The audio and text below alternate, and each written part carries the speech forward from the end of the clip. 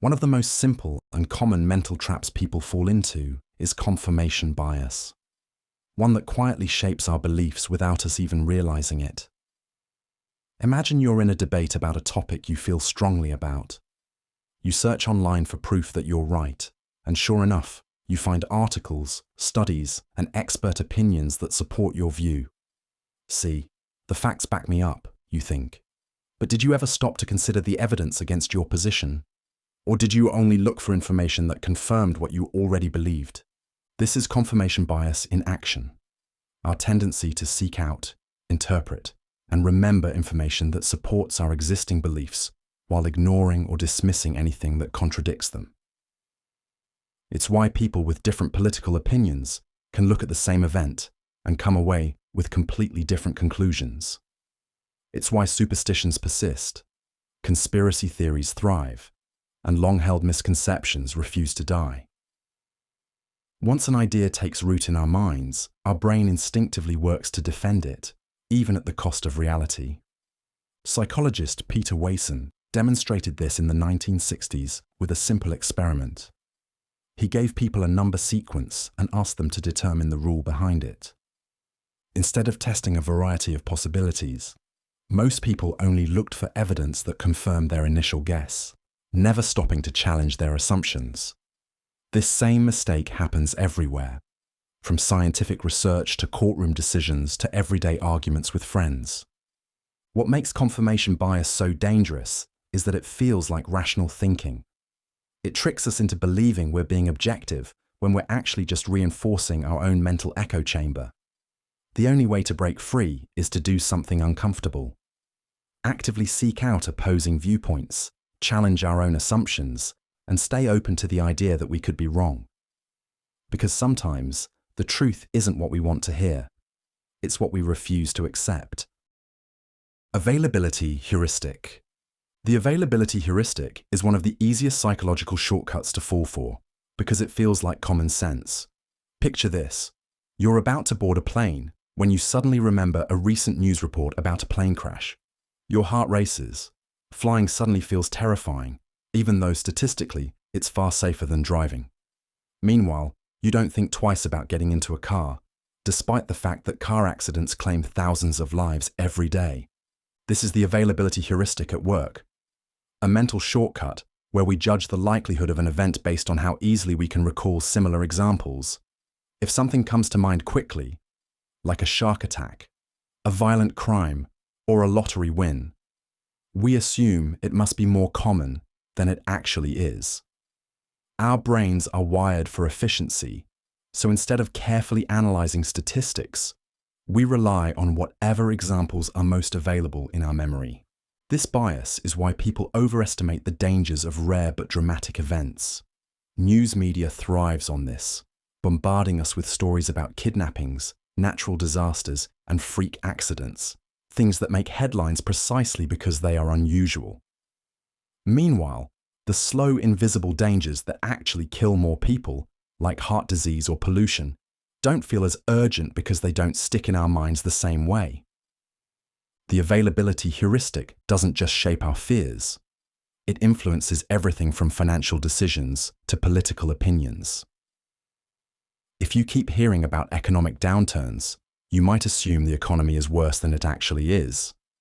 If a few people complain about a product, you might think it's unreliable, even if the vast majority of users love it. So, how do you fight this bias? Start by questioning your gut reactions. When something feels obvious or common, take a step back and ask, is this actually true, or just easy to remember? Because sometimes the scariest things aren't the most dangerous. They're just the most talked about. Anchoring bias. Anchoring bias is one of the sneakiest ways our brains trick us, because we don't even realize it's happening. Imagine you walk into a store looking for a new jacket. The first one you see is priced at $500. Wow, that's expensive, you think. Then you spot another one for $250. Suddenly, it seems like a bargain, so you buy it. But here's the catch. If you had seen the $250 jacket first, you might have thought it was overpriced. The $500 price tag wasn't just a number, it was an anchor that shaped your entire perception of value. Anchoring bias is our tendency to rely too heavily on the first piece of information we receive when making decisions. That initial number, whether it's a price, a statistic, or a random guess, sets a reference point in our minds, influencing everything that follows. Car dealerships use this trick all the time. They start by showing you the highest priced model first, making the others seem more reasonable by comparison. Salary negotiations work the same way. The first number mentioned in a discussion tends to pull the final agreement closer to it. One experiment by psychologists Amos Tversky and Daniel Kahneman demonstrated this bias in a bizarre way. Participants spun a wheel that randomly landed on either 10 or 65, then were asked to estimate the percentage of African countries in the UN. The people who landed on 65 guessed a much higher number than those who landed on 10. The wheel was meaningless, but their brains latched onto the first number they saw and used it as a reference point. The scary part? Anchoring affects even experts. Judges give harsher sentences when they first see higher sentencing recommendations. Real estate agents judge property values differently depending on the first price they hear. Once an anchor is set, it's hard to escape its pull. The best defense against anchoring bias is to challenge your first impression. Before making a decision, ask yourself, am I thinking critically, or am I just stuck on the first number I saw? Because sometimes the truth isn't about what something is worth. It's about what you were led to believe it was worth. Framing effect. The framing effect is proof that how something is presented matters just as much, if not more, than the actual facts. Imagine you need surgery and the doctor tells you there's a 90% survival rate. That sounds pretty reassuring, right? But what if instead the doctor says there's a 10% chance of death? Suddenly, the same procedure feels much riskier, even though nothing has changed except the wording. The framing effect is a cognitive bias where people's decisions are influenced by how information is presented rather than the information itself. We react differently to the same situation depending on whether it's framed in a positive or negative light. Marketers, politicians, and the media all use this trick to shape how we think without us even realizing it. Take grocery stores, for example. You're more likely to buy beef labeled 80% lean than one labeled 20% fat, even though they're identical. A politician could say, unemployment has dropped to 5%, which sounds great, or millions of people are still unemployed, which sounds concerning. The facts don't change, but the perception does. In one famous study, psychologists Daniel Kahneman and Amos Tversky asked participants to choose between two medical treatments for a deadly disease. One was framed in terms of lives saved, the other in terms of lives lost. Even though the outcomes were mathematically the same, people overwhelmingly preferred the lives saved option. Our brains are wired to avoid losses, so we naturally gravitate toward choices that sound safer, even if they're no different. The framing effect influences everything from financial decisions to social issues to personal relationships. The next time you hear a statistic, an argument, or even a simple product description, stop and ask yourself, am I reacting to the facts or just the way they were presented? Because sometimes the difference between good and bad isn't reality. It's just a matter of wording. Hindsight bias. Hindsight bias is the reason everything seems obvious after it happens. Think about the last time a big news event unfolded. Maybe a company went bankrupt, a celebrity scandal erupted, or your favorite team lost a crucial game. Looking back, you might think, I knew that was going to happen. But did you really? Or does it just feel that way now that you have all the facts? Hindsight bias, also called the I knew it all along effect, is our tendency to believe past events were more predictable than they actually were. Once we know the outcome, our brains rewrite history, making it seem like we saw it coming, even if we didn't. This trick is so powerful that we genuinely convince ourselves we always knew the answer. Consider a shocking stock market crash. After it happens, analysts will point to all the obvious warning signs, signs they mostly ignored before the collapse. Sports fans claim they knew their team would lose, even though they were hopeful just hours before. This bias is why failed relationships, business mistakes, and political outcomes seem so predictable in hindsight. But if they were truly obvious, why didn't we act on them beforehand? One study by psychologists Baruch Fischoff and Ruth Baith demonstrated this perfectly. Participants were asked to predict the outcome of Richard Nixon's 1972 trip to China. Later, when told the real results, they misremembered their original guesses, believing they had been more accurate than they actually were. Hindsight bias doesn't just distort memory, it erases uncertainty, making past events seem inevitable. The danger of hindsight bias is that it makes us overconfident in our ability to predict the future. It tricks us into thinking we understand the world better than we do, leading to poor decisions and an inability to learn from mistakes. The truth is, life is full of surprises, but our brains prefer a neatly written story where everything makes sense in retrospect. Representativeness heuristic. Imagine you meet a quiet, book-loving man who wears glasses and enjoys poetry. Is he more likely to be a librarian or a farmer?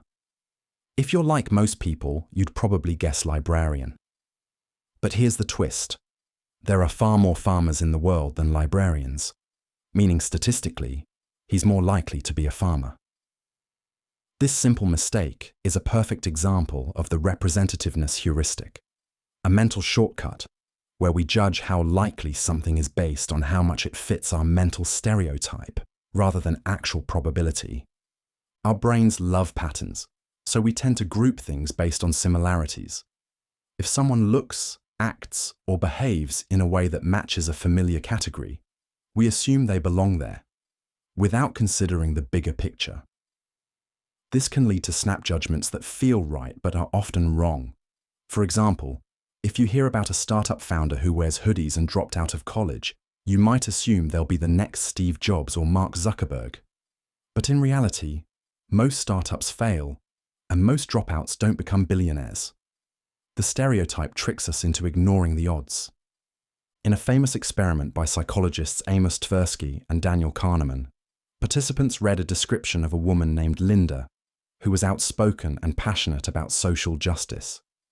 Then, they were asked whether she was more likely to be A, a bank teller, or B, a bank teller, active in the feminist movement. Most people chose option B, despite the fact that it's statistically less probable. Why? Because feminist activists fit their mental image of Linda better, even though simple logic says she's more likely to just be a bank teller. The representativeness heuristic shapes everything from hiring decisions to jury verdicts to who we trust.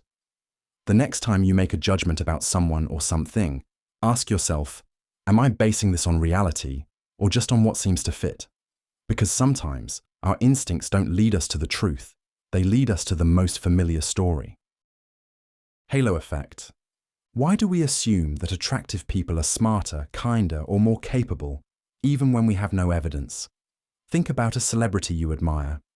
Maybe they're charming in interviews, well-dressed, and always seem to say the right things. Now ask yourself, do you also assume they're a good person? That they'd make a great leader? That they're intelligent and kind? If so, you've just fallen for the halo effect, a psychological trick that causes one positive trait to influence our entire perception of a person. The halo effect makes us unconsciously associate good looks, confidence or status with unrelated qualities like intelligence, honesty, or competence. This is why job applicants who dress sharply and speak eloquently are often judged as more capable than equally skilled candidates who lack those traits. It's why a charismatic politician can seem more trustworthy than a dull but honest one. It's also why teachers tend to assume that well-behaved students are smarter than troublemakers, even when their test scores say otherwise.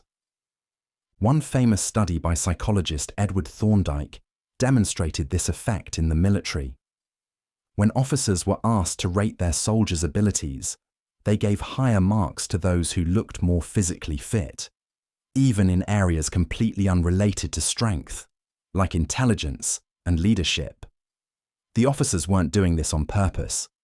Their brains simply filled in the blanks based on one strong impression. The halo effect can influence everything from hiring decisions to dating choices to courtroom verdicts.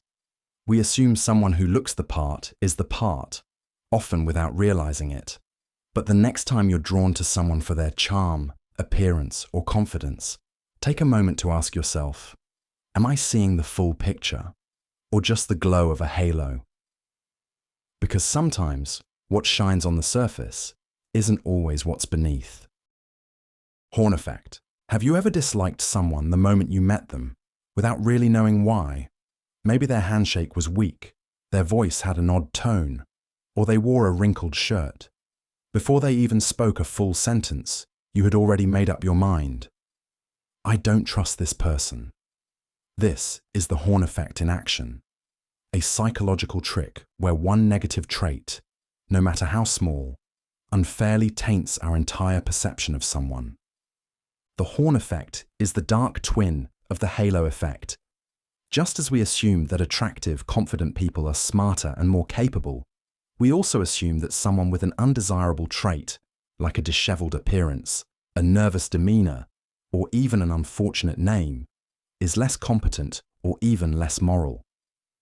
A single negative impression spreads like a stain, coloring everything else about them. This bias plays out in everyday life more often than we realize. In job interviews, a candidate who stumbles over their words early on might be seen as unqualified, even if their resume is impressive. In schools, students labeled as troublemakers often find that their teachers view their mistakes as intentional, while well-liked students get the benefit of the doubt. Even in courtrooms, studies show that defendants who look untrustworthy, whether because of their facial expressions, posture, or even tattoos, are more likely to be judged harshly, regardless of the evidence.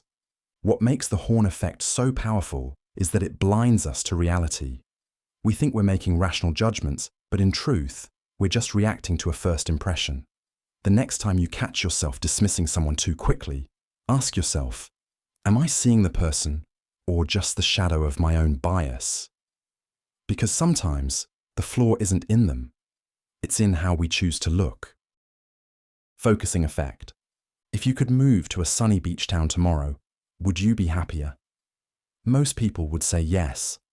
After all, who wouldn't prefer palm trees and ocean breezes over traffic jams and gloomy weather?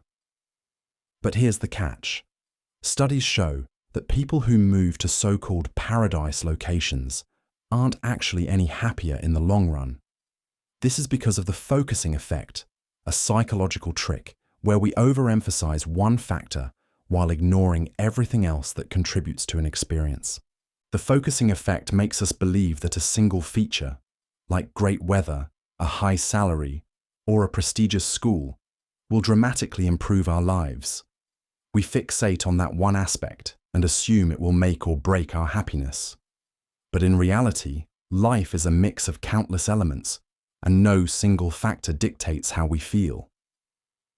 Sure, moving to a beach town sounds wonderful, but will it eliminate daily stress? Will it change your relationships, your health, or your sense of purpose? Probably not. This bias affects our decisions all the time.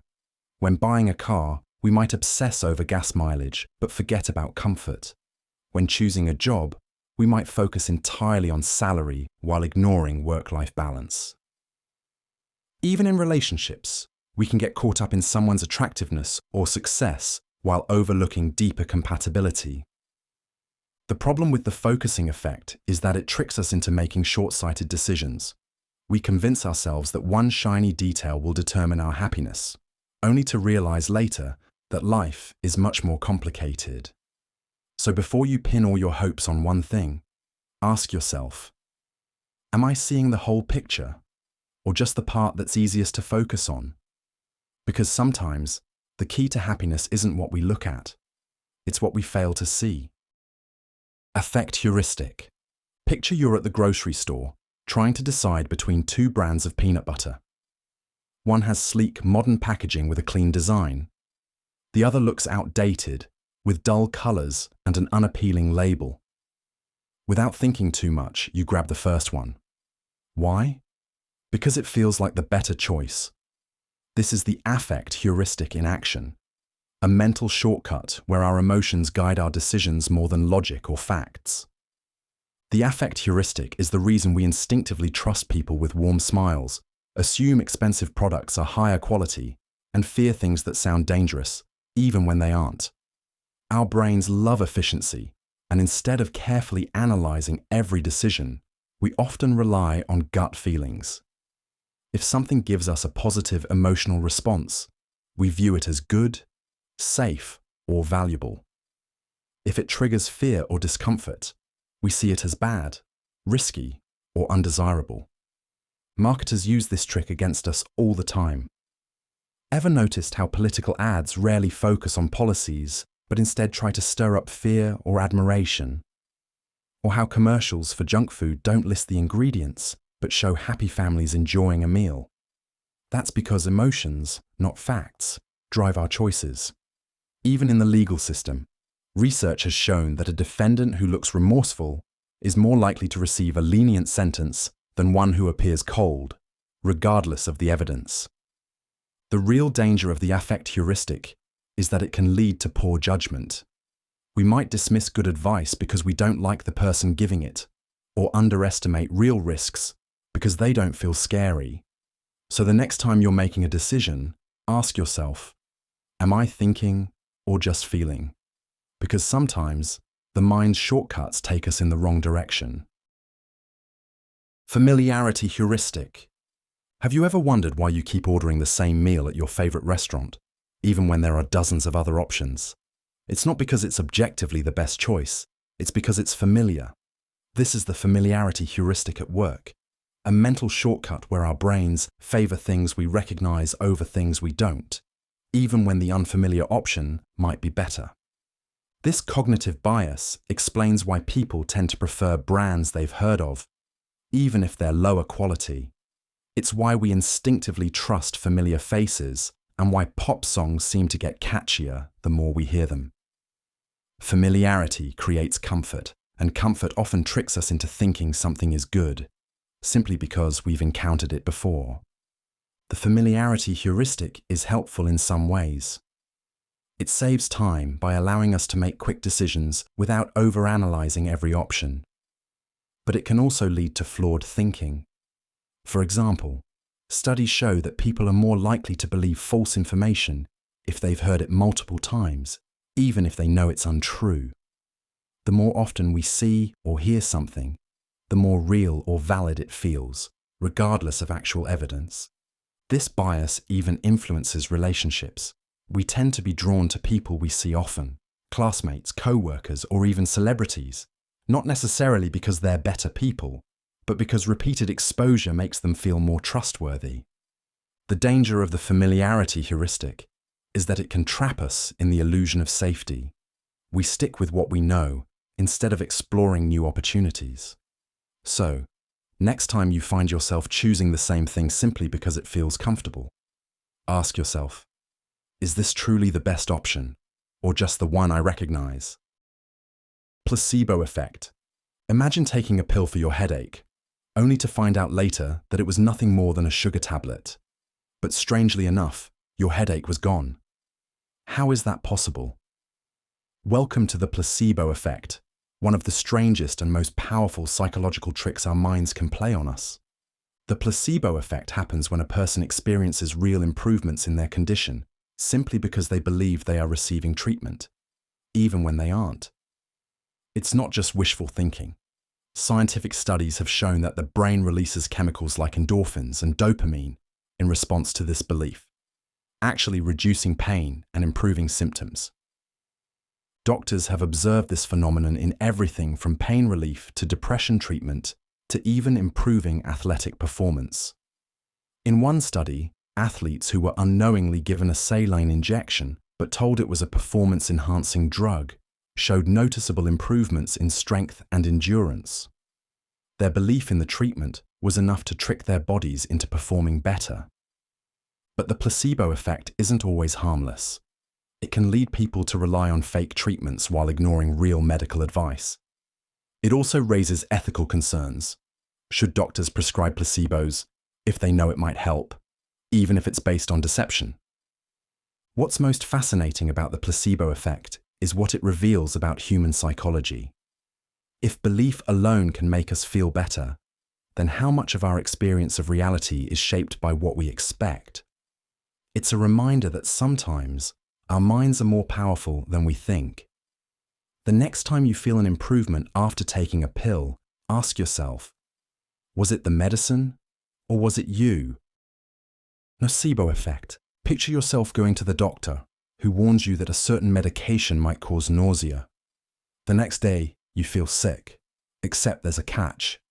You were never given the medication.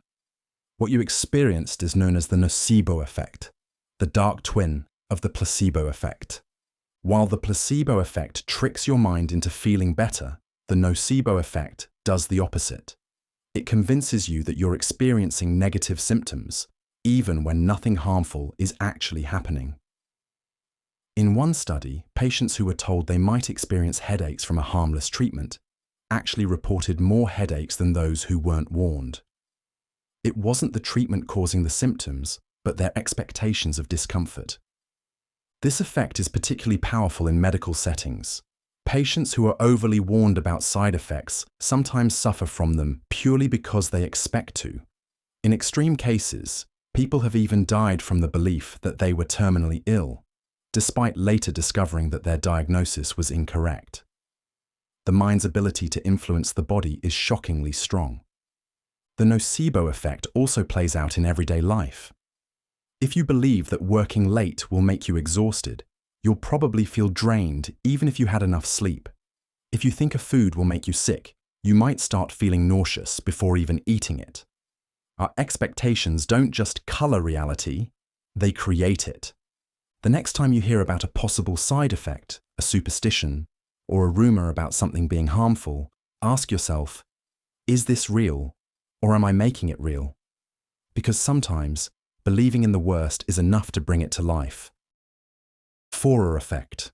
Let's suppose a teacher hands back graded essays, but instead of individual feedback, every student receives the same comment. You have a strong ability to think critically, but sometimes you second-guess yourself.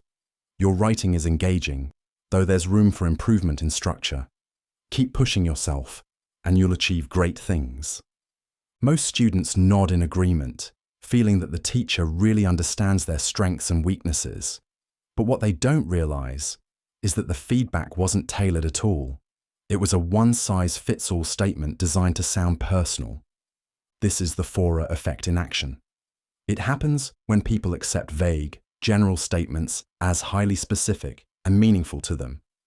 Forer effect is about our brain's natural tendency to personalize broad descriptions, even when they could apply to anyone. Psychologist Bertram Forer demonstrated this in an experiment where he gave students a personalized personality test result. The catch? Every student got the same generic evaluation, yet nearly all of them rated it as highly accurate. This bias influences everything from personality quizzes to corporate feedback, even medical self-diagnosis. When someone tells us something that seems uniquely insightful, we often fail to ask, is this really about me, or could it apply to almost anyone? It's a reminder that not all insights are as personal as they seem. We just convince ourselves they are. Barnum Effect. Imagine walking into a carnival tent, drawn in by a sign that reads, Madame Celeste knows your soul. You sit down, and she studies you carefully before saying, you're someone who can be outgoing at times, but also need your space. You have big dreams, but sometimes feel like you hold yourself back. People don't always see how much you truly care, but deep down, you have a strong sense of loyalty. Your jaw drops. How could she possibly know all that? The truth is, she doesn't. She just mastered the art of saying things that apply to nearly everyone. This is the Barnum Effect, named after the legendary showman P.T. Barnum, who famously said, "There's a sucker born every minute." It's a psychological trick that makes vague, general statements feel uniquely personal. Unlike the Forer effect, which describes how people believe generic personality assessments, the Barnum effect focuses on how people are intentionally misled by statements designed to feel specific. Fortune tellers, astrologers, and even certain personality tests use this tactic to create the illusion of deep insight. The power of the Barnum effect lies in the way it exploits our natural tendency to seek meaning.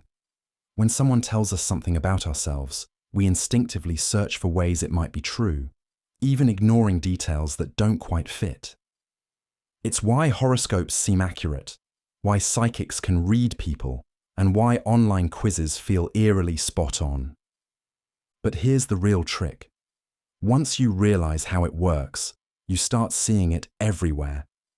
The next time you're amazed by how well a description fits you, ask yourself, was it really that personal? Or was it just a well-placed mirror reflecting back what you wanted to see? Recency bias. Picture you're watching a basketball game. Your team has been leading the entire match, but in the final minute, the opposing team scores a few quick points and wins. Despite your team's overall great performance, all you can think about is how they choked at the end.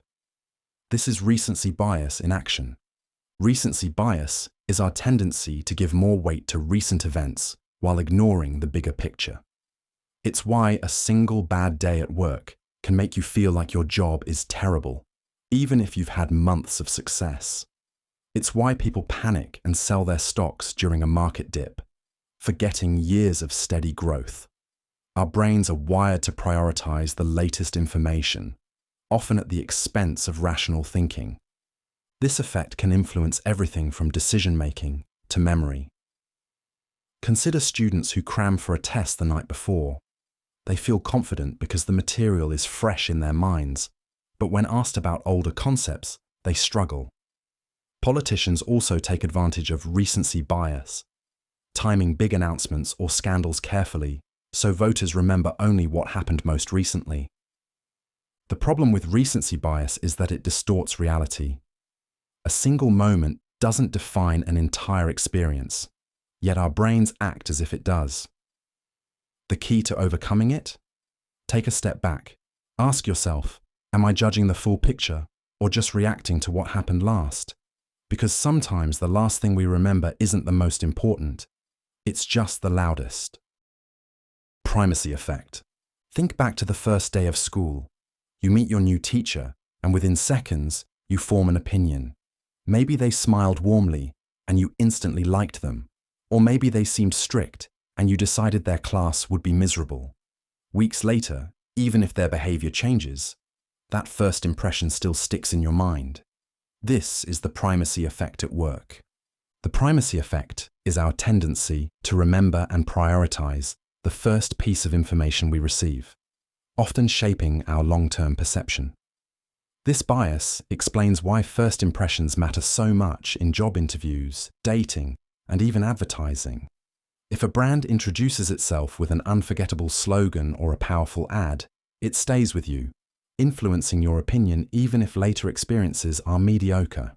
It's not just about people and brands, it affects how we learn. Imagine you're given a long list of words and asked to recall as many as possible. Studies show you're most likely to remember the first few words far better than those in the middle. Your brain gives extra importance to what comes first, treating it as foundational knowledge. This effect can be both a gift and a trap. It helps us process information quickly, but it also makes us resistant to changing our minds. If you assume someone is untrustworthy based on your first encounter, it's hard to shake that belief, even if they later prove themselves reliable. So next time you catch yourself clinging to a first impression, pause and ask, am I seeing the full picture, or just the part my brain decided was most important? Because sometimes, what comes first isn't always what matters most. Von Restroff Effect. Suppose you're looking at a long grocery list. Apples, bread, milk, eggs, octopus, rice, cheese, cereal. Wait, octopus? That one word jumps out at you, right? Even if you forget most of the list, chances are you'll remember the octopus. That's the von Restroff effect in action. This psychological trick, also known as the isolation effect, explains why we remember things that stand out from the rest. When something is different, unusual, or unexpected, our brains latch onto it. This is why a single bright pink sticky note on a wall of white ones catches your attention, or why an oddly dressed person in a crowd sticks in your memory. Our brains are wired to focus on what breaks the pattern. Marketers and advertisers use this effect constantly. A bizarre commercial, an unusual product name, or an oddly shaped package makes you more likely to remember and prefer a brand. It's also why highlighters exist. By making key points visually distinct, they become easier to recall. But this effect doesn't just influence memory, it shapes how we perceive events. If you have a relatively uneventful year, but one embarrassing moment at a party, you might remember the entire year through the lens of that single standout event. It also plays a role in how we judge people. A single act of extreme kindness or rudeness can overshadow everything else someone does, making them seem much better or worse than they really are. So, next time you struggle to remember something important, make it stand out. Use color, humor, or absurdity to your advantage. Because in a world of sameness, the unusual is what sticks. Misinformation effect. Imagine you witness a car accident. A few days later, someone asks, "Did you see the shattered glass?" You hadn't noticed any, but now the image of broken glass starts to feel real in your memory. The problem? There wasn't any. This is the misinformation effect at work. This psychological trick occurs when false or misleading information distorts your recollection of an event. Your memory isn't a perfect recording. It's more like a story that gets rewritten each time you recall it. New details, even incorrect ones, can blend into your original memory, making you believe something that never actually happened. Studies on the misinformation effect reveal just how easily our memories can be manipulated. In one famous experiment, participants watched a video of a car accident and were later asked how fast the cars were going when they smashed into each other. Others were asked the same question, but with the word hit instead of smashed. Those who heard smashed reported the cars going much faster and even remembered seeing glass that wasn't there. A simple change in wording altered their entire perception of the event. This effect has serious consequences, especially in eyewitness testimony. People who see a crime can have their memories unknowingly altered by leading questions, media reports, or discussions with others. This has led to wrongful convictions, as false memories can feel just as real as true ones. But it's not just crime scenes. This effect influences history, personal relationships, and even politics. Repeated exposure to misinformation can make us confident in things that never actually happened. So the next time you recall an event, ask yourself, is this really how it happened, or is it just how I remember it? Because sometimes, the difference is bigger than we think. False memory syndrome. Picture waking up one day with a vivid memory of an event that never happened. You remember every detail, the colors, the emotions, even the people involved. But when you try to verify it, there's no record of it ever occurring. This isn't a glitch in the matrix, it's false memory syndrome. False memory syndrome is when people develop deeply ingrained yet completely false memories. These aren't just small misremembered details. They can be entire events that feel just as real as actual experiences. This phenomenon can be shaped by suggestion, repeated storytelling, or external influences like media and therapy. One of the most unsettling aspects of false memory syndrome is how easily it can be triggered.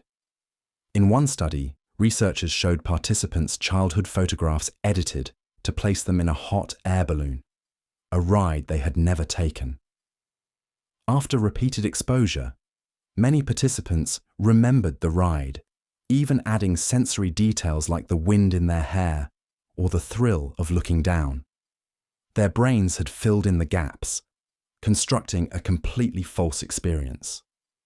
This effect can have serious real-world consequences. In the 1980s and 90s, numerous cases of recovered memories of childhood abuse surfaced, often during therapy sessions.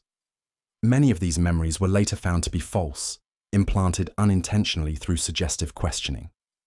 These cases led to broken families, wrongful imprisonments, and deep psychological distress, all because the mind had mistaken fiction for reality. False memory syndrome reveals an uncomfortable truth. Our past isn't set in stone. It's fluid, shaped by the way we recall it, the people around us, and even the words used to describe it. So the next time you're absolutely sure about something from your past, ask yourself, do you remember it, or do you just believe it? Curse of knowledge. Have you ever tried to explain something to someone, only to feel frustrated when they just don't get it? You swear it's simple, obvious even, but to them, it's like you're speaking another language. That frustration, it's not their fault. It's the curse of knowledge. The curse of knowledge is a cognitive bias that makes it difficult for people who know something to imagine what it's like not to know it. The moment you become an expert, whether in physics, programming, or even just a game you love, you lose the ability to see it from a beginner's perspective. What's second nature to you is completely foreign to someone else. A famous experiment illustrates this effect perfectly. Researchers asked one group to tap out a simple song, like Happy Birthday, on a table, while another group tried to guess the tune. The tappers assumed their listeners would instantly recognize it. They could hear the melody clearly in their minds, but the listeners, lacking that internal soundtrack, rarely guessed correctly. The tappers were cursed by their own knowledge, unable to imagine what it was like to hear only disconnected beats. This bias is everywhere. Teachers struggle to simplify lessons because they forget what it's like to be a student. Bosses give vague instructions, assuming employees understand their thought process. Even in relationships, people assume their partner should just know what they mean. Breaking free from the curse of knowledge takes effort. It means slowing down, breaking things into steps, and remembering what it was like before you knew. Because the smarter you are, the harder it is to see through the eyes of someone who isn't, and that can be the biggest blind spot of all. Pareidolic illusions. You're walking alone at night when you glance at a tree and freeze. A shadowy face is staring back at you. Your heart pounds, until you take a second look. It's just a knot in the bark. This is pareidolia, the brain's tendency to see familiar patterns, especially faces, when none exist. It's why we spot animals in clouds, a man on the moon, or even Jesus on a piece of toast. The mind is wired to make sense of chaos, and when given incomplete information, it fills in the gaps with what it expects to see. Pareidolic illusions go beyond harmless fun. They tap into a deep survival mechanism. Our ancestors had to detect faces quickly, whether it was a friend, a foe, or a lurking predator. Mistaking a bush for a tiger is embarrassing, but mistaking a tiger for a bush is fatal. That bias for overdetection stayed with us, which is why we still see faces in car headlights or hear hidden messages when songs are played backward. But it's not just about faces. Entire belief systems have been influenced by pareidolia. People have claimed to see divine images in food, ghosts in blurry photos, or UFOs in strange cloud formations. The mind craves meaning even in randomness. Once you notice pareidolia, you can't unsee it. Every stain, smudge, or oddly shaped rock starts looking like something more. It's a reminder that reality isn't just what's in front of us, it's what our brains interpret it to be. And sometimes, our minds are a little too eager to find meaning in the meaningless. Apophenia. You flip a coin 5 times, heads, heads, heads, heads, heads. It feels impossible, like the universe is trying to tell you something. Maybe the coin is rigged, maybe it's a sign, or maybe it's just random chance. This is apophenia, the brain's tendency to see patterns and connections in meaningless data. It's why people find secret messages in song lyrics, link unrelated events as part of a conspiracy, or feel like the universe is giving them signs. Our minds are wired to search for meaning, even when there isn't any. This ability helped our ancestors survive. Spotting a pattern, like rustling bushes often meaning danger, could mean the difference between life and death. But in today's world, this instinct misfires. People see faces in the clouds, assume two bad things happening in a row means a curse, or believe a lucky jersey helped their team win. Casinos and psychics thrive on apophenia, making people believe in hot streaks, lucky numbers, and hidden forces at play.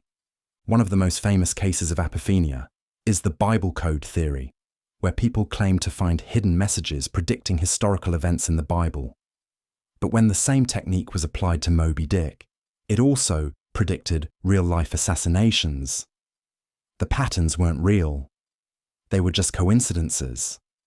Our brains are powerful, but they're not perfect. Recognizing apophenia can help us separate real insights from illusions. The next time you notice a strange coincidence or feel like the universe is sending a message, take a step back. Is it truly meaningful, or just your mind connecting dots that were never meant to be connected? Illusory correlation. Every time you forget your umbrella, it seems to rain. But when you remember to bring it, nothing but sunshine. It's almost like the universe is messing with you. This is an example of illusory correlation, when people perceive a relationship between two things that don't actually have one. It happens because our brains love to connect dots, even when the pattern isn't real. Take another classic example, full moons and strange behavior. Many people swear that hospitals, police stations, and even pets go wild when the moon is full. But studies have shown no actual increase in emergency room visits, crime, or odd behavior on those nights. So why does the myth persist? Because when something weird happens on a full moon, people remember it. But when it happens on any other night, they forget. The mind holds onto the proof that fits the pattern and ignores the rest. Illusory correlations can lead to stereotypes, superstitions, and bad decisions. Imagine a person meets two rude individuals from the same city. Their brain forms a false connection. People from that city are rude. In reality, those two people were just rude, not the entire city. But once the pattern is in place, confirmation bias kicks in, reinforcing the false belief. Understanding illusory correlation can help us think more critically. Next time you catch yourself making a connection between two things, ask, is this real, or am I just noticing what I want to see? Because sometimes the universe isn't playing tricks on you, your brain is. Recall bias. Think about the last time you were sick. Do you remember exactly what you ate before it happened? Chances are, you can easily recall one specific meal that now seems suspicious. Maybe it was that sushi from the new restaurant, or that slightly off-tasting sandwich. But was it really the cause? Or is your brain just making a convenient connection? This is recall bias, a mental shortcut where we selectively remember certain details while forgetting or distorting others, often because they fit a particular narrative. It's why people looking back on events tend to emphasize the things that stand out the most, rather than the full, objective reality. For example, in medical research, patients asked to recall past behaviors often unintentionally alter the truth. A person diagnosed with lung cancer might suddenly remember smoking more than they actually did, assuming it must have played a role. Meanwhile, someone without the disease might underreport their smoking habits. This skewed memory can lead to misleading conclusions in studies and reinforce incorrect beliefs. Recall bias also shows up in everyday life. If you've ever had a bad breakup, you might look back and remember mostly the red flags, forgetting the good times you once cherished. If you win a game, you'll likely recall the moments of brilliance, not the lucky breaks. Our minds aren't perfect record keepers, they're storytellers, shaping memories in ways that make the most sense emotionally. The tricky part? We trust our memories, even when they're flawed. So next time you find yourself confidently remembering something, ask yourself, is this what really happened? Or just what my brain wants me to believe? Because sometimes the past isn't what it seems. It's just how we choose to recall it. Change blindness. You're at a restaurant, deep in conversation with a friend. The waiter takes your order, nods, and walks away. A few minutes later, a different waiter brings your food, but you don't even notice the switch. Sound impossible? It's not. This is change blindness, a strange quirk of the human mind where we fail to notice significant changes in our environment. It happens because, despite what we like to believe, we don't take in every detail around us. Our brains prioritize efficiency over precision, focusing on the bigger picture rather than storing every minor change. Scientists have tested this in fascinating ways. In one experiment, participants were shown two nearly identical images, flashing back and forth with a brief blank screen in between. Even when the difference was obvious, a missing object, a color change, it often took people several seconds to notice. Without direct attention, even major shifts can slip past us. But this effect isn't limited to simple tests. It plays a role in real life too. Magicians use it to make objects vanish in plain sight. Drivers might not notice a motorcycle merging next to them because their focus is elsewhere. Even eyewitness testimony can be unreliable. Someone could swear nothing changed, even when a crucial detail did. What's most unsettling is that change blindness makes us overconfident. We think we see everything, but our perception is full of blind spots. So the next time you walk into a familiar room, take a closer look. That picture frame, that chair, are they exactly where they were yesterday? Or has something changed right in front of you without you even realizing? Inattentional blindness. You're watching a video of people passing a basketball, counting how many times the players in white jerseys make a pass. You focus hard, tracking the ball as it moves. Later, when asked about the video, you confidently give the correct number. But then comes the real question. Did you see the gorilla? Wait, what gorilla? This is inattentional blindness, a phenomenon where we fail to see something right in front of us because our attention is elsewhere. In the famous invisible gorilla experiment, participants were so focused on counting passes that nearly half of them completely missed a person in a gorilla suit walking through the scene, pausing, and even beating their chest. It sounds ridiculous. How could anyone miss something so obvious? But this happens all the time in daily life. If you've ever searched for your keys only to find them in your hand, or driven past your turn because you were focused on something else, you've experienced inattentional blindness firsthand. Our brains are wired to filter out unnecessary details, prioritizing only what we believe is important in the moment. This can have serious consequences. Pilots have overlooked warning lights. Doctors have missed glaring signs on medical scans. Drivers fail to see pedestrians or cyclists because they weren't expecting them. The danger isn't just that we miss things. It's that we're completely unaware we missed them. So, what else have you failed to notice today? That email you swear you never got, the friend's haircut you didn't acknowledge, the small but crucial detail in a decision you made. The world is full of things hiding in plain sight, not because they're invisible, but because your mind decided they weren't worth seeing. Choice blindness. Imagine you're in a psychology experiment where you're shown two photos of strangers and asked to choose the one you find more attractive. Simple, right? You make your choice, and the researcher hands you the photo you picked. Then they ask why you found this person more appealing. But here's the catch. You've been tricked. The researcher secretly swapped the photo for the one you didn't choose. And yet, without hesitation, you begin explaining why this was your pick all along. This is choice blindness, a strange psychological phenomenon where people fail to notice when their own choices are switched, and even go on to defend decisions they never actually made. It's been demonstrated in everything from politics to shopping. In studies, people have confidently justified opinions they never held. flavors they never preferred, and products they never actually picked. Why does this happen? Our brains like to believe we're in control of our decisions, so when we're confronted with an inconsistency, we unconsciously rewrite reality to maintain a sense of coherence. Rather than admitting we might not remember our own choices, we instinctively rationalize them after the fact. Think about what this means in real life. Have you ever passionately defended a decision, only to later realize you don't even remember why you made it? Ever been convinced you picked one thing but ended up with another, and just went along with it?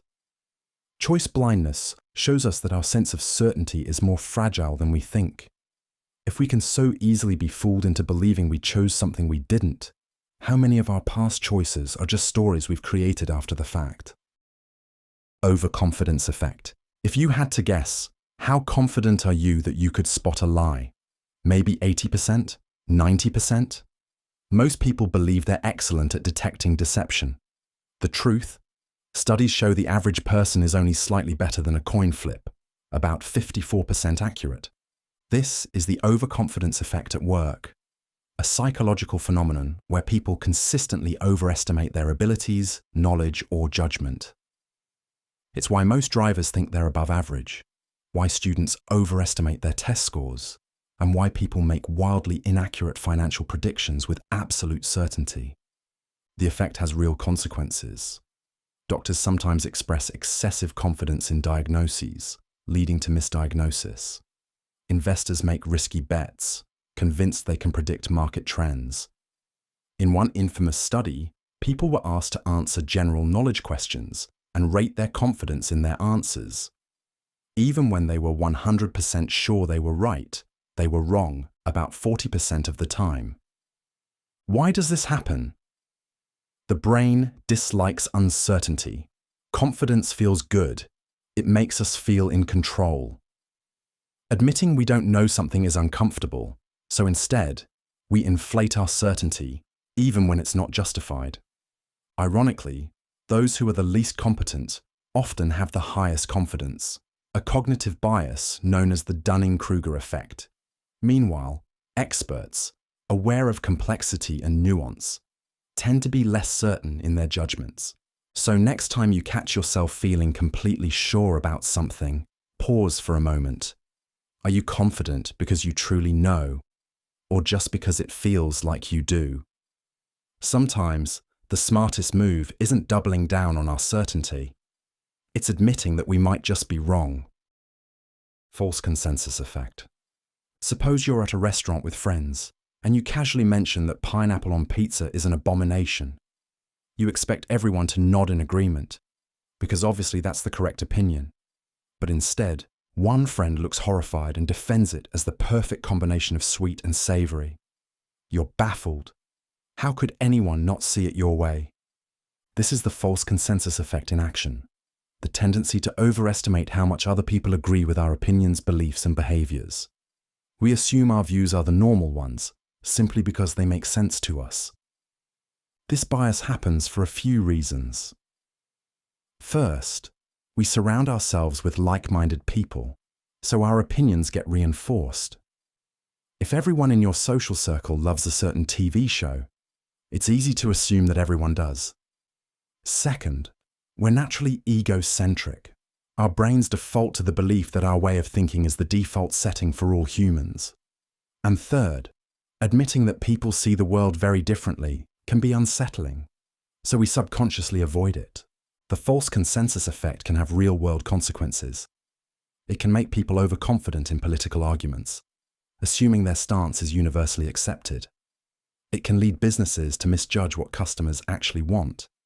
It even plays a role in social conflicts, where both sides assume they have overwhelming support when in reality, opinions are more divided than they think. So next time you're certain that everyone thinks the way you do, take a step back. Is that really true? Or is your brain just tricking you into seeing a world that looks a little too much like you? Understanding this bias won't make pineapple on pizza any less controversial, but at least you'll know why the debate never ends. Self-serving bias. You ace a test, and you tell yourself it's because you studied hard and are naturally good at the subject. But if you fail, well, the teacher made the exam unfair, or the questions were worded strangely, or maybe you just had an off day. Notice the pattern. When things go well, we take the credit. When they don't, we blame external factors. That's the self-serving bias at work. This psychological trick helps protect our self-esteem. It's comforting to believe that our successes are entirely our doing, while our failures are someone else's fault. It keeps us feeling competent and in control, but it can also distort reality. Athletes often attribute victories to skill and preparation, while losses are blamed on bad referees or poor weather. Employees take personal credit for workplace achievements, but blame a toxic environment when things go wrong. Even in relationships, people tend to think they are the reasonable one and their partner is the difficult one.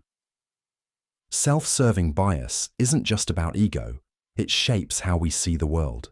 It can stop us from learning from mistakes because, well, we don't see them as our mistakes. It can make conflicts worse, as both sides feel justified in their actions. And it can hold us back from improving, since it's hard to fix a problem you don't think you caused. But here's the paradox. Recognizing this bias in ourselves is tough, because naturally, we assume we are more objective than others. So, the next time you succeed, pause and consider if outside factors played a role. And when you fail, ask yourself, was it really just bad luck? Or is there something you could have done differently? The way you answer might reveal more about your mind than the situation itself. Optimism bias. You speed past a red light, convinced you won't get caught. You put off studying, sure you'll somehow ace the test anyway. You smoke a pack a day, believing lung cancer happens to other people. This isn't just wishful thinking, it's the optimism bias, a mental shortcut that makes us believe we're less likely to experience bad outcomes than others. It's the reason people think their marriages will last, even though divorce rates say otherwise. It's why gamblers are convinced their next spin will be a jackpot. And it's what makes startup founders believe their business will be the one that defies the odds, even when most new companies fail. At first glance, optimism bias seems like a flaw. After all, if we underestimate risks, aren't we setting ourselves up for failure? Maybe, but that's not the whole story. This bias can also be a powerful motivator. If people accurately predicted how much effort, rejection, and failure go into writing a book, starting a company, or chasing a dream, many might not even try. Optimism gives us the courage to take risks, push forward, and believe in a future that logic might call unlikely. But unchecked optimism has its dangers. It makes us ignore warning signs, procrastinate, and underestimate challenges. We assume we'll always have more time, more luck, more chances, until we don't. The key isn't to abandon optimism, but to balance it with a dose of reality. Hope for the best, yes, but plan for the worst. Because sometimes, expecting things to magically work out is the very reason they don't. Pessimism bias. A dark cloud on the horizon doesn't always mean a storm is coming, but try telling that to the human brain.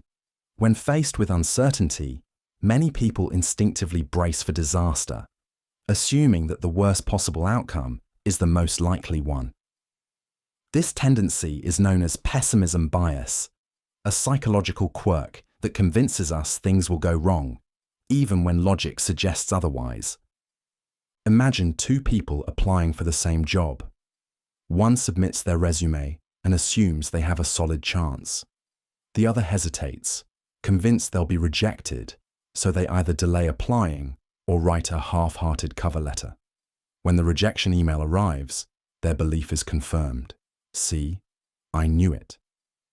But was it fate, or did their own negativity contribute to the result? Pessimism bias distorts how we interpret the world. A single bad experience, whether it's a failed relationship, a financial loss, or an embarrassing moment, can overshadow 100 good ones. It's why people fear flying more than driving, even though statistics show the opposite is safer. It's why some refuse to invest in the stock market, assuming a crash is always imminent. And it's why one critical comment can linger in the mind for years, while compliments fade into the background. Ironically, pessimism can feel like self-protection. If you expect disappointment, you think you won't be caught off guard. But in reality, it leads to hesitation, avoidance, and unnecessary stress. The future is uncertain. Sometimes things will go wrong, but just as often, they won't. The real trick is recognizing that expecting the worst doesn't make you wise. It just makes you miss out on everything that could go right. In-group bias. You're at a party where you barely know anyone. Then, across the room, you hear someone mention your favorite sports team, hometown, or even just a shared hobby. Instantly, you feel a connection. They're one of us.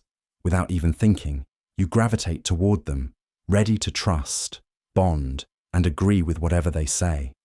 Now, imagine another person at the same party who supports your rival team or holds an opposing opinion. Before they even finish speaking, you already feel distant, skeptical, maybe even defensive. Why? Because your brain is wired to favor those who seem like part of your group and to distrust those who don't. This is in-group bias at work, a psychological tendency to unconsciously prefer those who belong to our group, while being less fair or even hostile toward outsiders. It's an ancient survival mechanism. Early humans relied on close-knit tribes for protection, and anyone outside the group was a potential threat. Even today, we instinctively form these mental tribes, whether it's based on nationality, religion, workplace, or even something as trivial as preferring coffee over tea. The effects of in-group bias are everywhere. In politics, it leads to polarization, where people defend their party no matter what. In the workplace, it results in favoritism, where managers promote employees who remind them of themselves. Even in something as simple as customer service, studies show people are more helpful to those they perceive as similar. The most fascinating part, we rarely notice we're doing it. Breaking free from in-group bias requires a conscious effort to recognize it. The next time you catch yourself dismissing someone just because they're not part of your group, ask yourself, is this about their ideas or just my instinctive reaction? The more we question our biases, the closer we get to thinking beyond the limits of our mental tribes. Out-group homogeneity bias. At first glance, people from other groups always seem so similar. A rival school's students all dress the same. A different generation has identical opinions. Another culture appears to share a single mindset. But when looking at your own group, suddenly, the variety is obvious. Everyone has unique personalities, diverse opinions, and individual quirks. This is the out-group homogeneity bias, the tendency to see members of other groups as more alike than they actually are, while recognizing diversity within your own group. Imagine a movie where the villains belong to a specific organization. They often seem like faceless copies, all driven by the same motivations.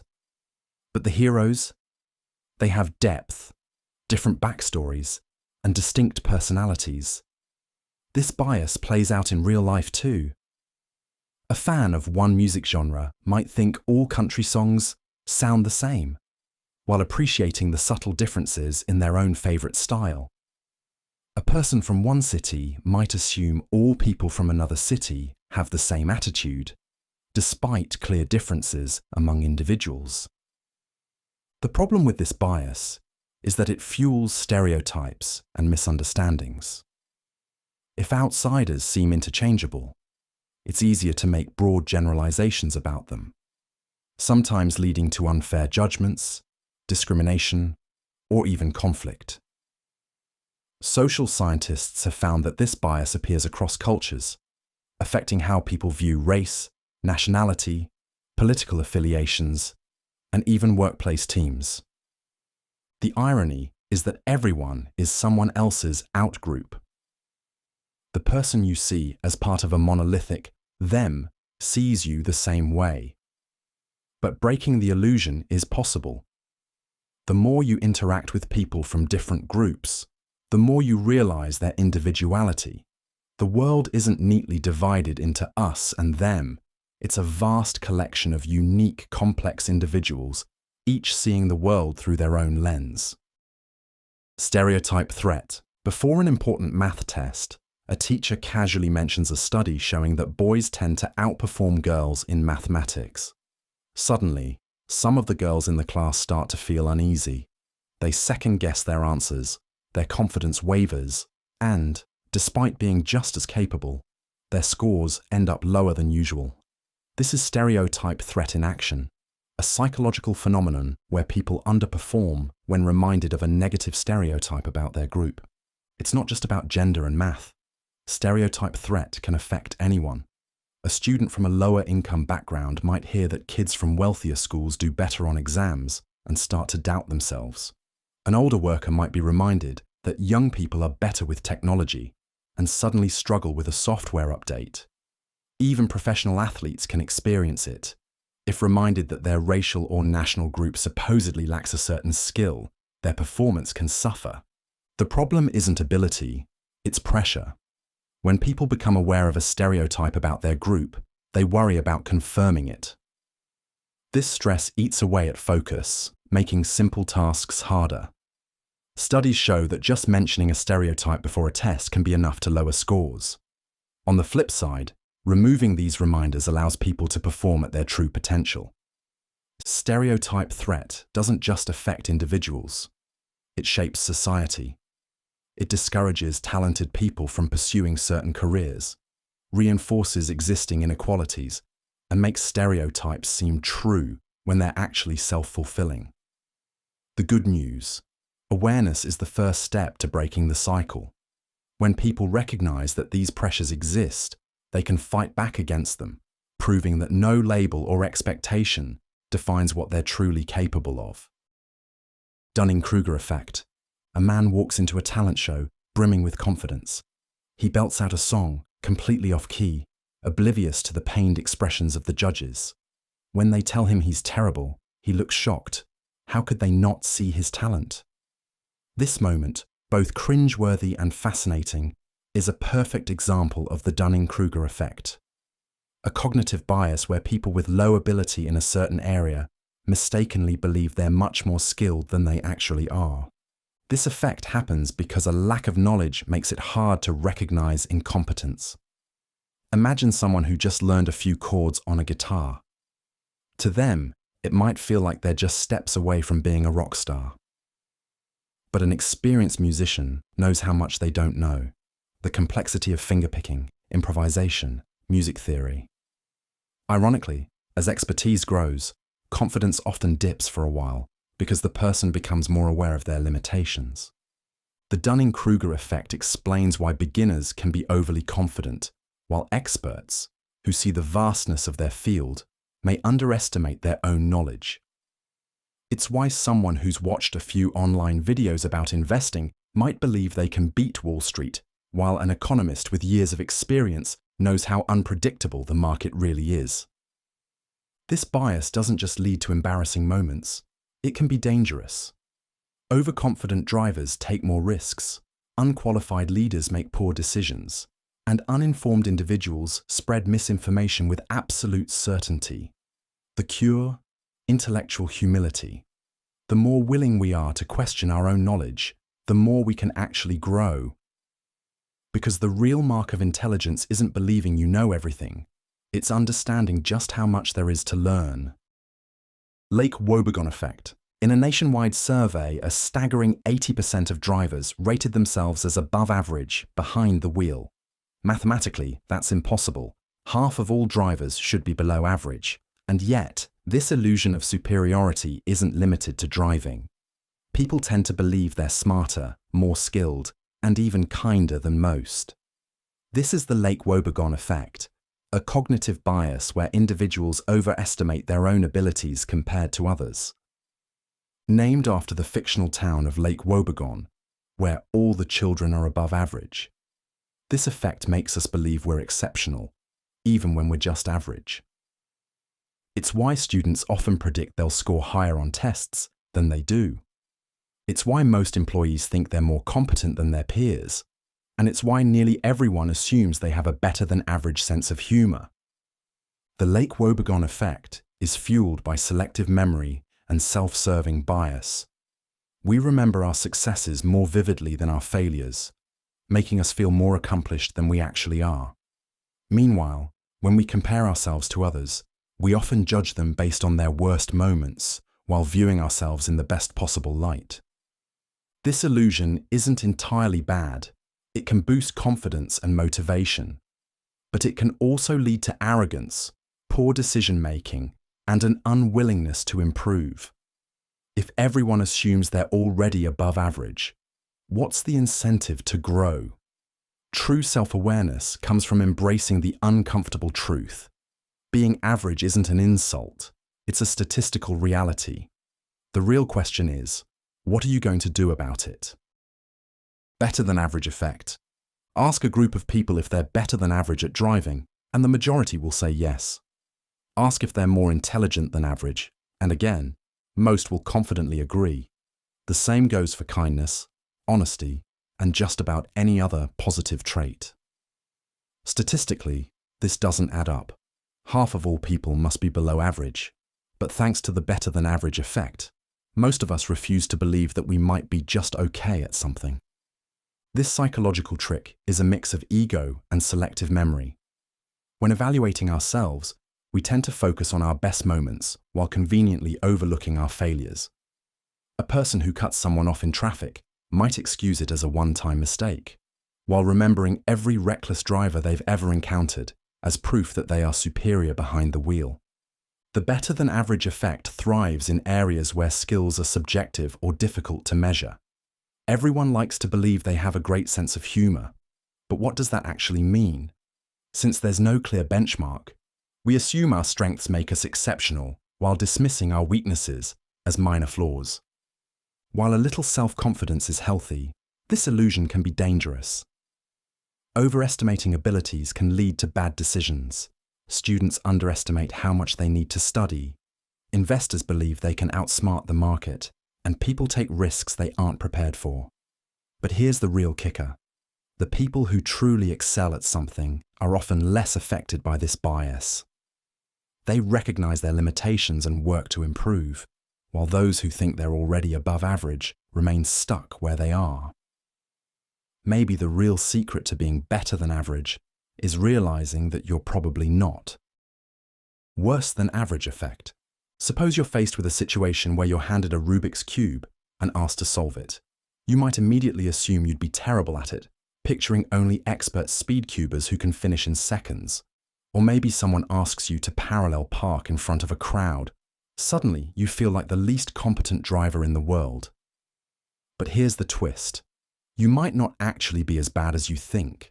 This is the worse than average effect, a psychological trick that makes people underestimate their own abilities, especially when it comes to skills they perceive as difficult. Unlike the better than average effect, which inflates confidence, this bias kicks in when we assume most other people are more skilled than we are, often without evidence. The illusion is strongest in areas where expertise seems exclusive. If a skill is highly visible, like playing the piano, doing complex math, or public speaking, our minds focus on the professionals who dominate that field. We rarely think about the countless average or below average performers because they don't stand out. This distorted perspective makes us feel like we're uniquely unqualified, when in reality, we might be just as capable as everyone else. Ironically, this effect can hold people back from even trying. Someone who assumes they're terrible at chess might never play, while another who believes they can't dance might avoid the floor entirely. The result? They never give themselves the chance to improve. The truth is, most people are neither exceptional nor awful at most things. They're just average. And in a world where self-doubt can be as misleading as overconfidence, the real mistake might be believing you're worse than you actually are. Self-fulfilling prophecy. A student walks into a math test convinced they're going to fail. They don't even bother double-checking their answers, second-guess themselves on easy questions, and barely try on the hardest ones. When the results come back, their failing grade seems to confirm what they already knew. They're just bad at math. But was it really inevitable? Or did their belief shape the outcome? This psychological trick works like a cycle. A belief alters your actions affect the results, and the results reinforce the belief. It happens everywhere. Take the classic example of a teacher who subtly expects certain students to excel. They unconsciously give those students more attention, encouragement, and patience, which helps them perform better. Meanwhile, students who are expected to struggle might receive less enthusiasm and fewer opportunities to prove themselves. Over time, these differences accumulate, and the initial assumption becomes reality. It plays out in everyday life too.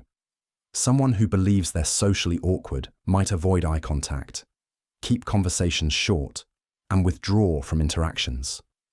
Others, sensing their discomfort, respond with less warmth, reinforcing the idea that they're bad at socializing. On the flip side, confidence, real or not, often creates its own success. The dangerous part? Many of these cycles go unnoticed. People assume outcomes are proof of their original belief rather than a consequence of it. But if expectations can work against you, they can also work for you. The question isn't just what you think will happen, it's whether your belief is quietly shaping your reality. Cherry picking. A new health trend claims that eating only grapefruit can help you lose 10 pounds in a week. The article backing it up cites a study where participants who ate grapefruit every day lost weight. Sounds convincing until you realize the study didn't mention exercise, calorie intake, or any other possible factors. Other studies that found no significant weight loss? Conveniently ignored. This psychological trick happens when people selectively pick information that supports what they want to believe while ignoring anything that contradicts it. It's not just in diet trends, it's everywhere. Politicians use it by highlighting only statistics that make them look good while brushing off the rest. Businesses do it by showcasing glowing reviews, but leaving out the bad ones. Even in personal arguments, people tend to remember details that support their point while forgetting those that weaken it. It's easy to fall for because it feels like proof. Seeing a few hand-picked facts can be convincing, especially when they line up with what we want to believe. But reality isn't so simple. Imagine trying to solve a puzzle with only the pieces that fit your narrative. You'll end up with an incomplete, distorted picture. The real danger? It creates echo chambers. When people only consume information that reinforces their views, their beliefs become stronger, more extreme, and harder to question.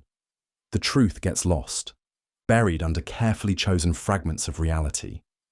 So next time something seems overwhelmingly one-sided, ask, what's being left out? Sometimes the missing pieces matter more than the ones in front of you. Slippery slope fallacy. If we allow students to use calculators in class, soon they'll stop learning basic math. Then they won't be able to solve simple problems without technology. Before we know it, the entire education system will collapse, and no one will know how to do math at all. This kind of argument might sound dramatic, but it's surprisingly common. It's built on the assumption that a small step in one direction will inevitably lead to a disastrous outcome. In reality, the supposed chain of events is often exaggerated, with no real proof that one thing will lead to the next.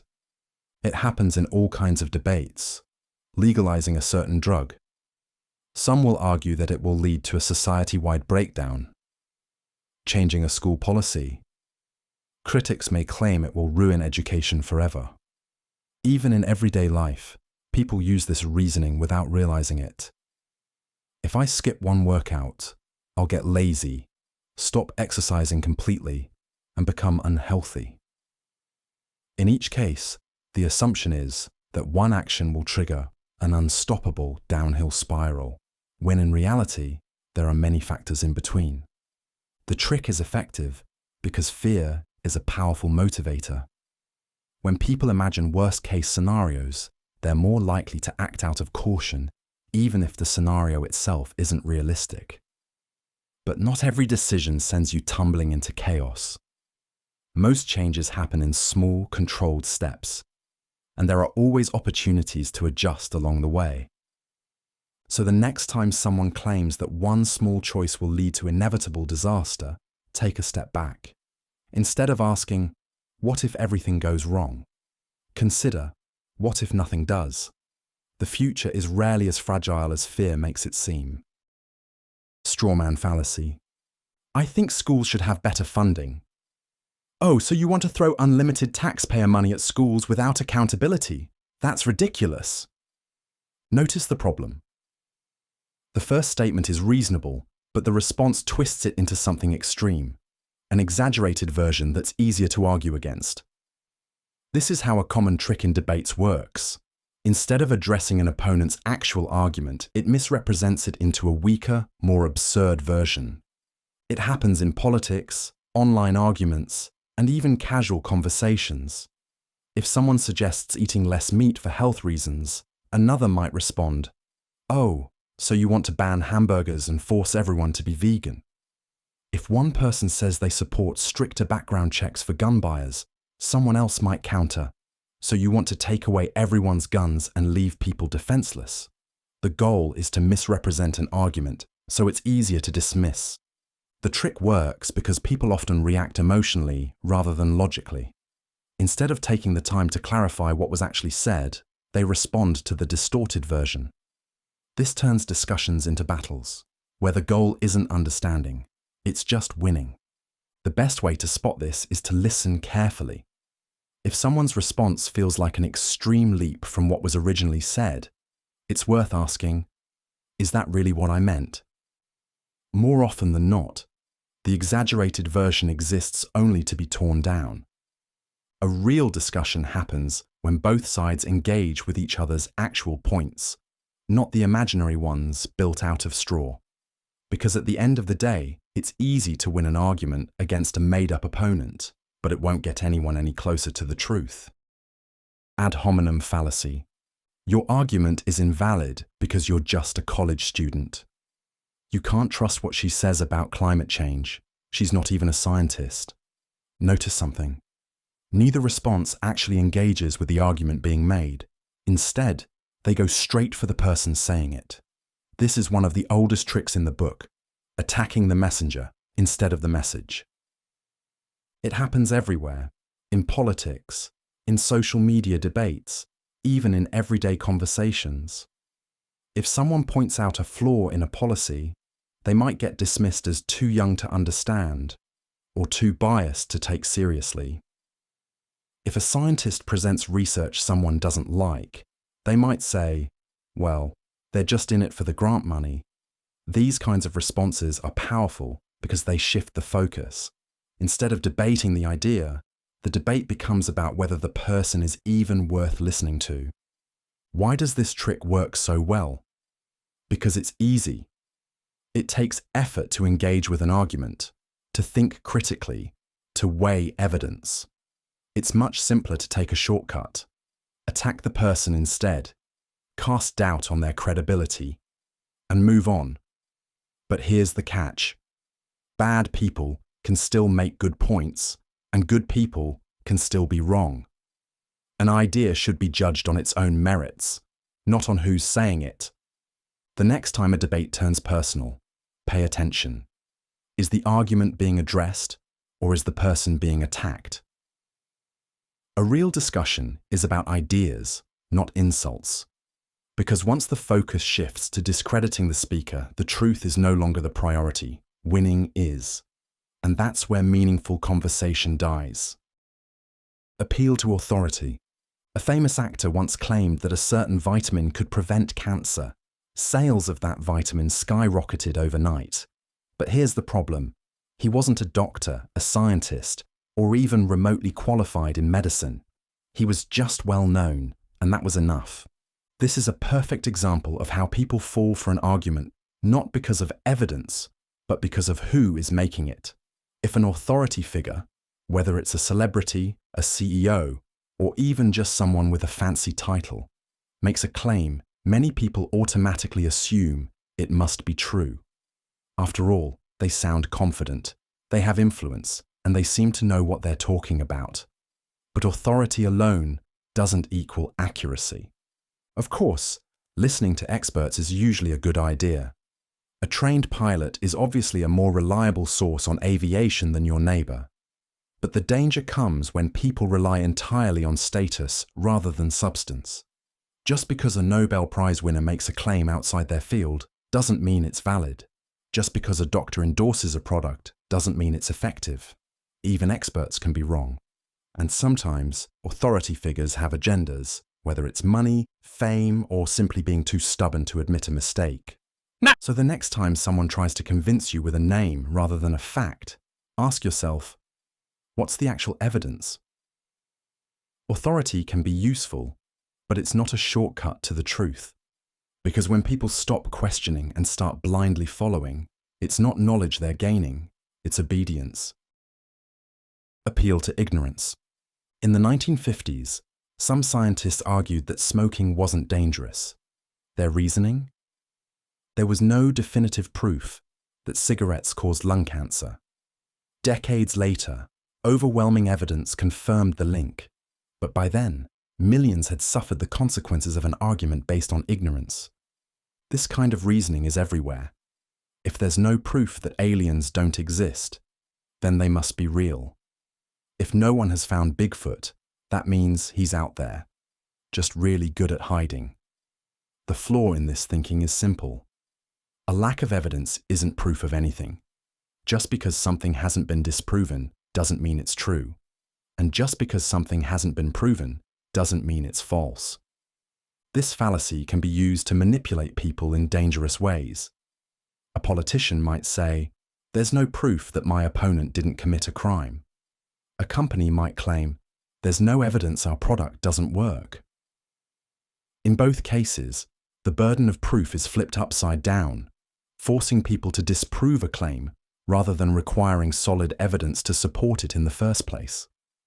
Real knowledge doesn't come from filling in gaps with assumptions. It comes from recognizing what we don't know and demanding real evidence before accepting something as fact. Because when people rely on ignorance as proof, they aren't uncovering the truth, they're just making it up. False dichotomy. You're either with us or against us. It sounds dramatic, powerful, like a clear line has been drawn. But what if you support some ideas on both sides? What if there's a middle ground? That's the problem with false dichotomies. They force complex issues into black and white choices when reality is usually far more nuanced. This fallacy shows up in politics, debates, and even personal relationships. A parent might tell their child, "Either you study medicine or you'll end up a failure," ignoring the possibility of countless successful careers beyond being a doctor. A company might claim, "You either buy our product or you're missing out," as if those are the only two options. These arguments create the illusion that there are only two possible choices, one good, one bad, when in fact there could be many. The danger of this thinking is that it limits perspective. When people believe they must pick a side, they stop looking for alternative solutions. Compromise disappears, creativity is stifled, and worst of all, discussions become battles instead of conversations.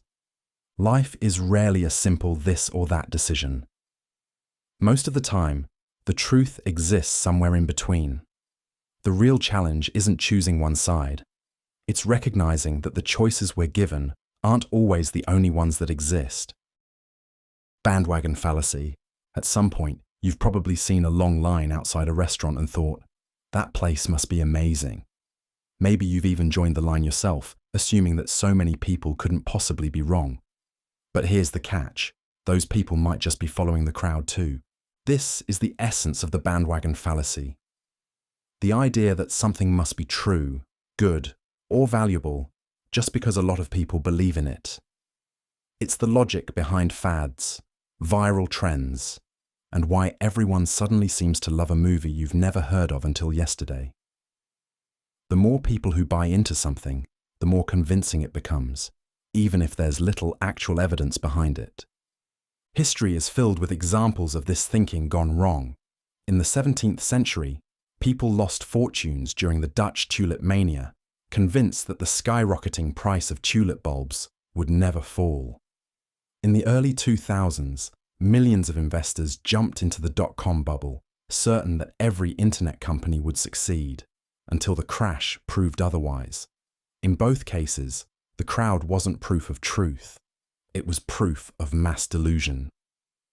The bandwagon fallacy isn't just about big trends. It seeps into everyday life. A person might support a political candidate just because everyone else does, without researching their policies. A student might start wearing a certain brand because it's cool, without actually liking the clothes. A bad idea doesn't become a good one just because it's popular, and a good idea doesn't lose value just because it's overlooked. Thinking independently isn't always easy, especially when the crowd is loud. But next time you feel pulled in a direction just because everyone else is doing it, take a step back. Popularity and truth aren't the same thing, and sometimes the best decisions are the ones that go against the grain. Post hoc ergo propter hoc. A man wears his lucky socks to a football game. His team wins. He wears them again next week. Another victory. Soon he's convinced those socks have magical powers.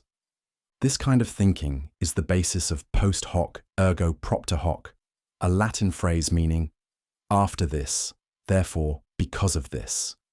It's the mistaken belief that if one event happens before another, the first must have caused the second. It's a logical shortcut that our brains love to take, but it often leads us down the wrong path. Superstitions thrive on this fallacy. A student aces a test after using a special pencil, and now it becomes their lucky charm. A friend gets sick after eating sushi and swears off Japanese food forever. But correlation is not causation. The test was likely a result of studying, not the pencil, and the illness could have come from something else entirely. This fallacy doesn't just shape personal beliefs. It has real-world consequences. In the past, people blamed comets for plagues, thinking that one event must have caused the other. Even today, misleading health claims spread based on anecdotal evidence. Someone takes a new supplement and feels better, so they assume it must be the reason, without considering other factors. The tricky part is that sometimes cause and effect do exist, but assuming it without evidence can lead to false conclusions. Instead of jumping to connections, the best approach is to ask, is there actual proof that A caused B, or am I just seeing a coincidence? Because while lucky socks might make a great tradition, they won't win the game. Hard work and strategy will. Cum hoc ergo propter hoc. Ice cream sales and drowning deaths both rise in the summer. Clearly, eating ice cream must make people drown more often. Of course, that's ridiculous. But this kind of flawed reasoning is surprisingly common. It's called cum hoc ergo propter hoc, which translates to with this, therefore because of this. It happens when two things occur together, and we assume one must be causing the other, even when there's no actual link. The real explanation: hot weather increases both ice cream consumption and swimming activity. More people in the water naturally means more drowning incidents, but the ice cream itself has nothing to do with it. This fallacy plays tricks on us in all kinds of ways. People assume that kids who play violent video games become more aggressive, without considering other factors like upbringing, environment, or personality. Studies might show that wealthy people tend to be healthier, but that doesn't mean money directly improves health. Access to better food, medical care, and less stress all play a role. News and social media fuel this mistake constantly. One study might report that people who drink more coffee tend to live longer. Another might claim that those who sleep less tend to be more successful. Are these things actually linked by cause and effect? Or are they simply happening at the same time due to some deeper hidden factor? Recognizing this fallacy is a crucial skill. Just because two things occur together doesn't mean one is responsible for the other. The next time someone confidently declares that A must be causing B, take a step back. Ask, could something else be at play? Because the truth is, sometimes ice cream is just ice cream. Hasty generalization. A single bad experience can be enough to change the way we see the world. Imagine you go to a new restaurant and the waiter is rude. The food takes forever, and when it finally arrives, it's cold. Walking out the door, you shake your head and mutter, "This place is terrible." But is it really? Maybe the waiter was having a bad day. Maybe the chef was dealing with a broken stove. Maybe, on any other night, that restaurant serves incredible food with excellent service. But one experience was enough to form a sweeping judgment. And that's the trap of hasty generalization.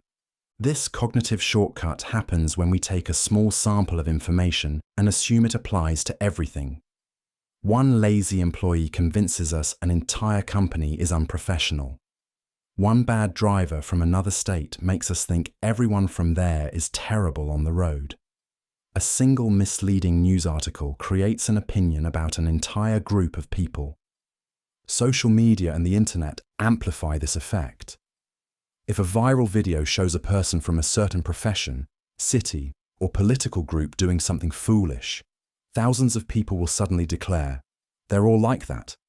But in reality, they aren't. A handful of examples don't prove a rule. Recognizing this fallacy takes effort because our brains like shortcuts. It's easier to make quick judgments than to think critically. But the next time an opinion starts forming based on just a few examples, pause. Ask, do I really have enough evidence to be sure? Because sometimes, one bad meal doesn't mean the whole restaurant is awful. It just means you need to try another dish. Gambler's fallacy. A coin flips through the air. Heads. Again. Heads. And again. Heads. By the fourth toss, something inside insists. Tails has to come next. It feels inevitable. Like the universe must balance itself out. But that feeling, it's a trap. The gambler's fallacy tricks people into believing that past outcomes affect future probabilities, even when events are completely independent. In a fair coin toss, heads or tails is always a 50-50 chance no matter what happened before. Yet, in casinos, sports betting, and everyday decision-making, this illusion leads people astray. Consider a roulette wheel. A gambler watches as red comes up 5 times in a row. Convinced that black is due, they push all their chips forward, only to watch the wheel land on red again. The truth is, the odds haven't changed. Each spin is independent of the last. The wheel has no memory. This fallacy isn't just a gambler's problem. It sneaks into daily life in subtle ways. A student who's been lucky on multiple choice tests starts second-guessing answers, thinking, I've picked C 3 times in a row. It can't be C again. A couple trying for a baby assumes that after 3 boys, a girl is inevitable. A job seeker believes that after countless rejections, the next interview must go well. But randomness doesn't work that way. Probability doesn't owe anyone a win. The universe isn't keeping score. Understanding this can save money at the casino, prevent bad decisions, and teach an important lesson.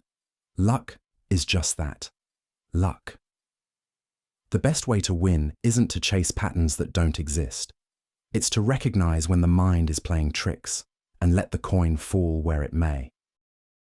Regression fallacy. A golfer has the worst game of his life. Every swing feels off, every putt misses. Frustrated, he books a lesson with an instructor. The next time he plays, he does much better. Naturally, he credits the lesson for his improvement. But was it really the lesson? Or was he just experiencing something inevitable? The regression fallacy happens when people mistake natural fluctuations for meaningful cause and effect relationships.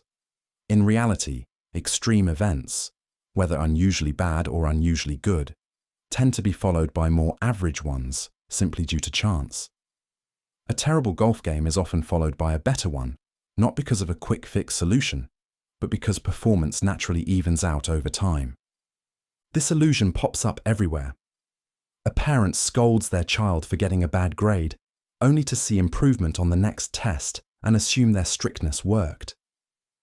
A coach benches a star player after a rough game, and when they perform better the next time, it seems like the benching helped.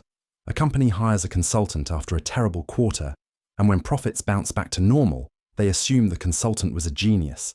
But in all these cases, performance was likely going to return to the average anyway, whether or not any action was taken. Recognizing this fallacy is crucial because it can lead to wasted effort, misplaced credit, and bad decision-making. Not everything needs a cause. Sometimes things just fluctuate. The real skill isn't in reacting to every up and down, but in knowing when to step back and let time do its thing. Texas sharpshooter fallacy. A man fires dozens of shots at the side of a barn. Then he walks up, finds the tightest cluster of bullet holes, and paints a bullseye around them. Now, it looks like he's an incredible marksman, when really, he just made the target after the fact. This is exactly how the Texas sharpshooter fallacy works. Instead of looking at all the data objectively, people focus only on the patterns that support their conclusions and ignore the rest. It's a mental trick that makes randomness look meaningful. Think about conspiracy theories. A few random events line up, so someone weaves them into a grand narrative, ignoring all the times things didn't match up. Or consider health trends. One study finds a handful of people in a certain town who got sick after eating a particular food, and suddenly, it's blamed as the cause, even though there's no real statistical connection. It even shows up in business. A company might boast about how its product boosted sales in 5 test markets, but conveniently ignore the 10 markets where sales dropped. Investors see patterns in stock prices and convince themselves they've cracked the code, when really the market is just chaotic. The problem with this fallacy is that it tricks people into seeing certainty where none exists. It makes coincidences seem intentional, leading to bad decisions based on cherry-picked data. Real accuracy isn't about finding patterns after the fact. It's about testing predictions before they happen. The question isn't whether a pattern exists, but whether it truly means anything at all. Black swan fallacy. For centuries, Europeans believed all swans were white. It wasn't just a theory. It was considered a fact, reinforced by every swan anyone had ever seen. Then, in 1697, Dutch explorers arrived in Australia and found something shocking: black swans. Suddenly, an assumption that had seemed unshakable was shattered in an instant. This is the essence of the black swan fallacy, assuming that just because something has never happened before, it never will. It's an error in thinking that blinds people to rare, unpredictable events simply because they haven't yet experienced them. History is full of moments that seemed impossible until they happened. Before 2008, most people believed the housing market was stable. Then the financial crisis hit. Before September 11th, large-scale terrorist attacks on American soil seemed unthinkable. Before COVID-19, a global pandemic shutting down the world economy felt like the plot of a sci-fi movie. In hindsight, these events seem obvious, but before they occurred, they were dismissed as unrealistic or paranoid thinking. This fallacy affects everything from business to personal life. Investors assume a stock will keep rising because it always has. Governments fail to prepare for disasters that haven't happened in recent memory. People avoid buying insurance because they've never had an emergency before. Then, when the unexpected strikes, they're caught completely off guard. The truth is, the most impactful events in history are often the ones nobody sees coming. Dismissing them just because they haven't happened yet is like assuming all swans are white, until the day you finally see one that isn't. The real lesson isn't to live in fear of the unknown, but to stay open to the idea that the world is far less predictable than we'd like to believe. Survivorship bias. During World War II, the US military faced a crucial question. Where should they reinforce their planes to reduce losses? They studied returning aircraft, marking bullet holes in the most frequently hit areas. The logical move seemed obvious: add armor to those spots. But then, A statistician named Abraham Wald pointed out a flaw in their thinking. The planes they were analysing were the ones that made it back. The ones that didn't return, those hit in other, more vulnerable places, weren't part of the data.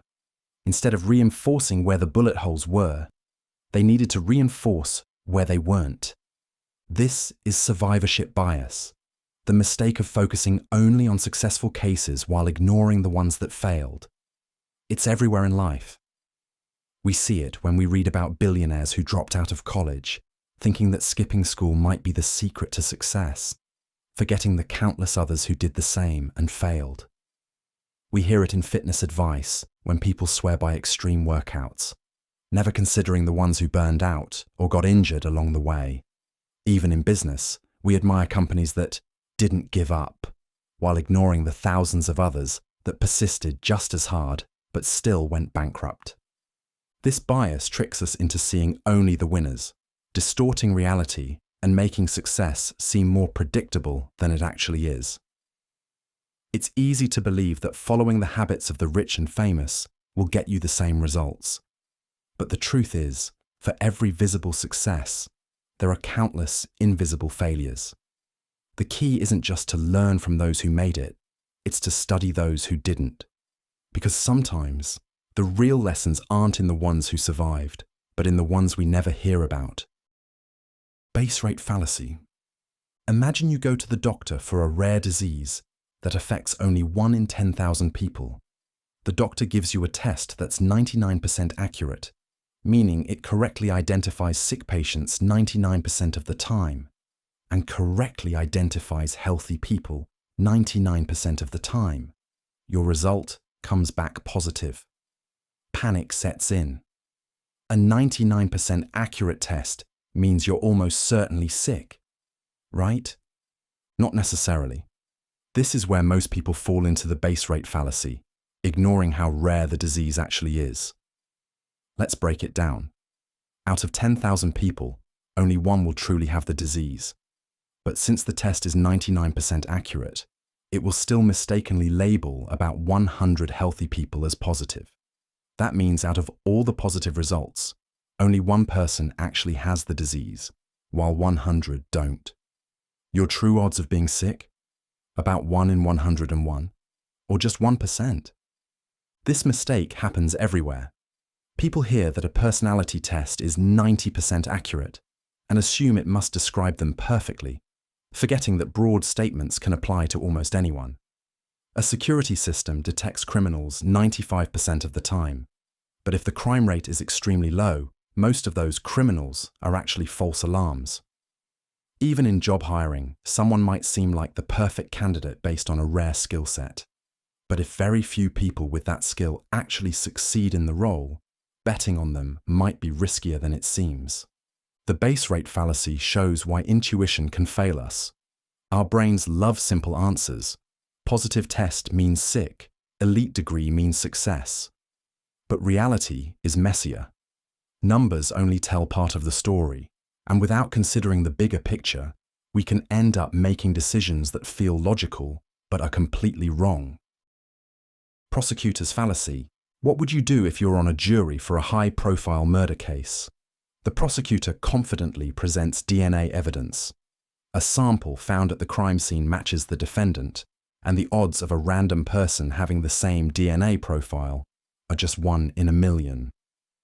With odds this low, the prosecutor argues, there's virtually no chance he's innocent. The jury nods. The number is overwhelming. But is it actually proof?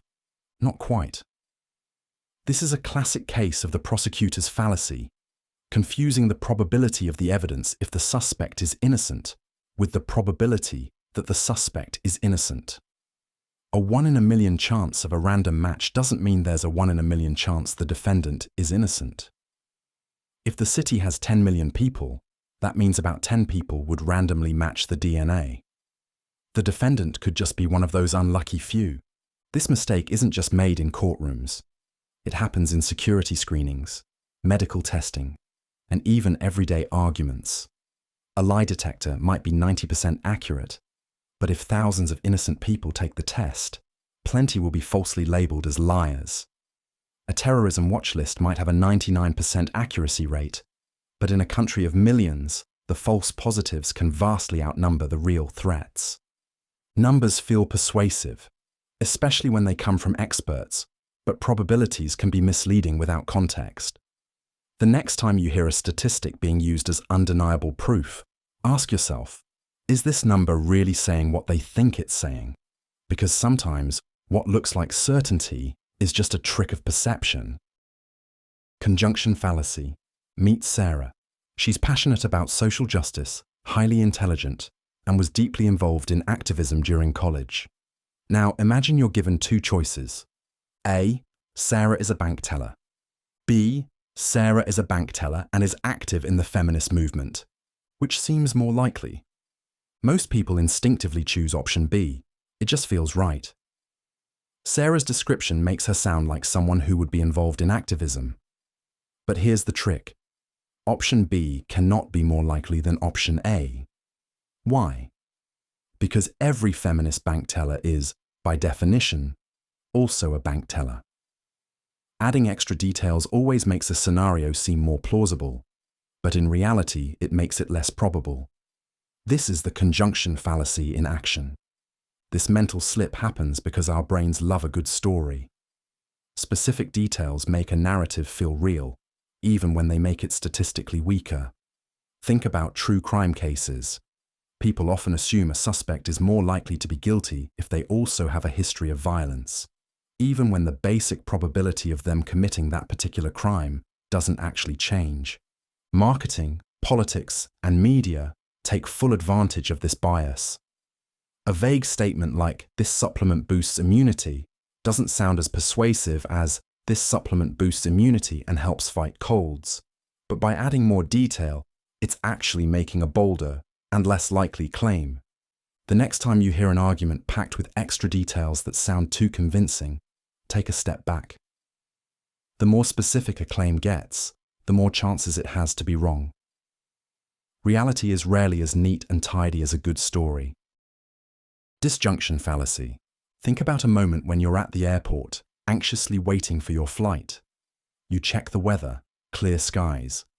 You check the airline website, no reported delays. You check the news, nothing unusual. Confident that everything looks fine, you assume your flight must be on time. Then, the dreaded announcement comes. Flight 308 has been delayed. What happened? You fell into a classic reasoning trap. Just because none of the individual delay factors seemed likely, you assumed that a delay overall was unlikely. But in reality, there are countless reasons a flight could be late: weather, maintenance, air traffic, crew issues, security concerns. Even if each individual cause is unlikely, the probability that at least one of them happens is actually quite high. This is the disjunction fallacy, the tendency to underestimate the likelihood of an event that can occur in multiple ways. It's the opposite of the conjunction fallacy. Instead of overestimating the probability of a specific scenario, we underestimate the probability of something happening when there are many possible ways it could occur. It shows up everywhere. A student assumes they won't fail a test, because failing requires either making too many careless mistakes, or forgetting key concepts, or running out of time. Since none of these seem likely alone, they assume failing is unlikely until it happens. Even in decision-making, this bias tricks people into taking risks they shouldn't. A gambler might think the odds of losing big are low because going broke requires either a bad streak or poor strategy or bad luck. But when all those small risks add up, the result is inevitable.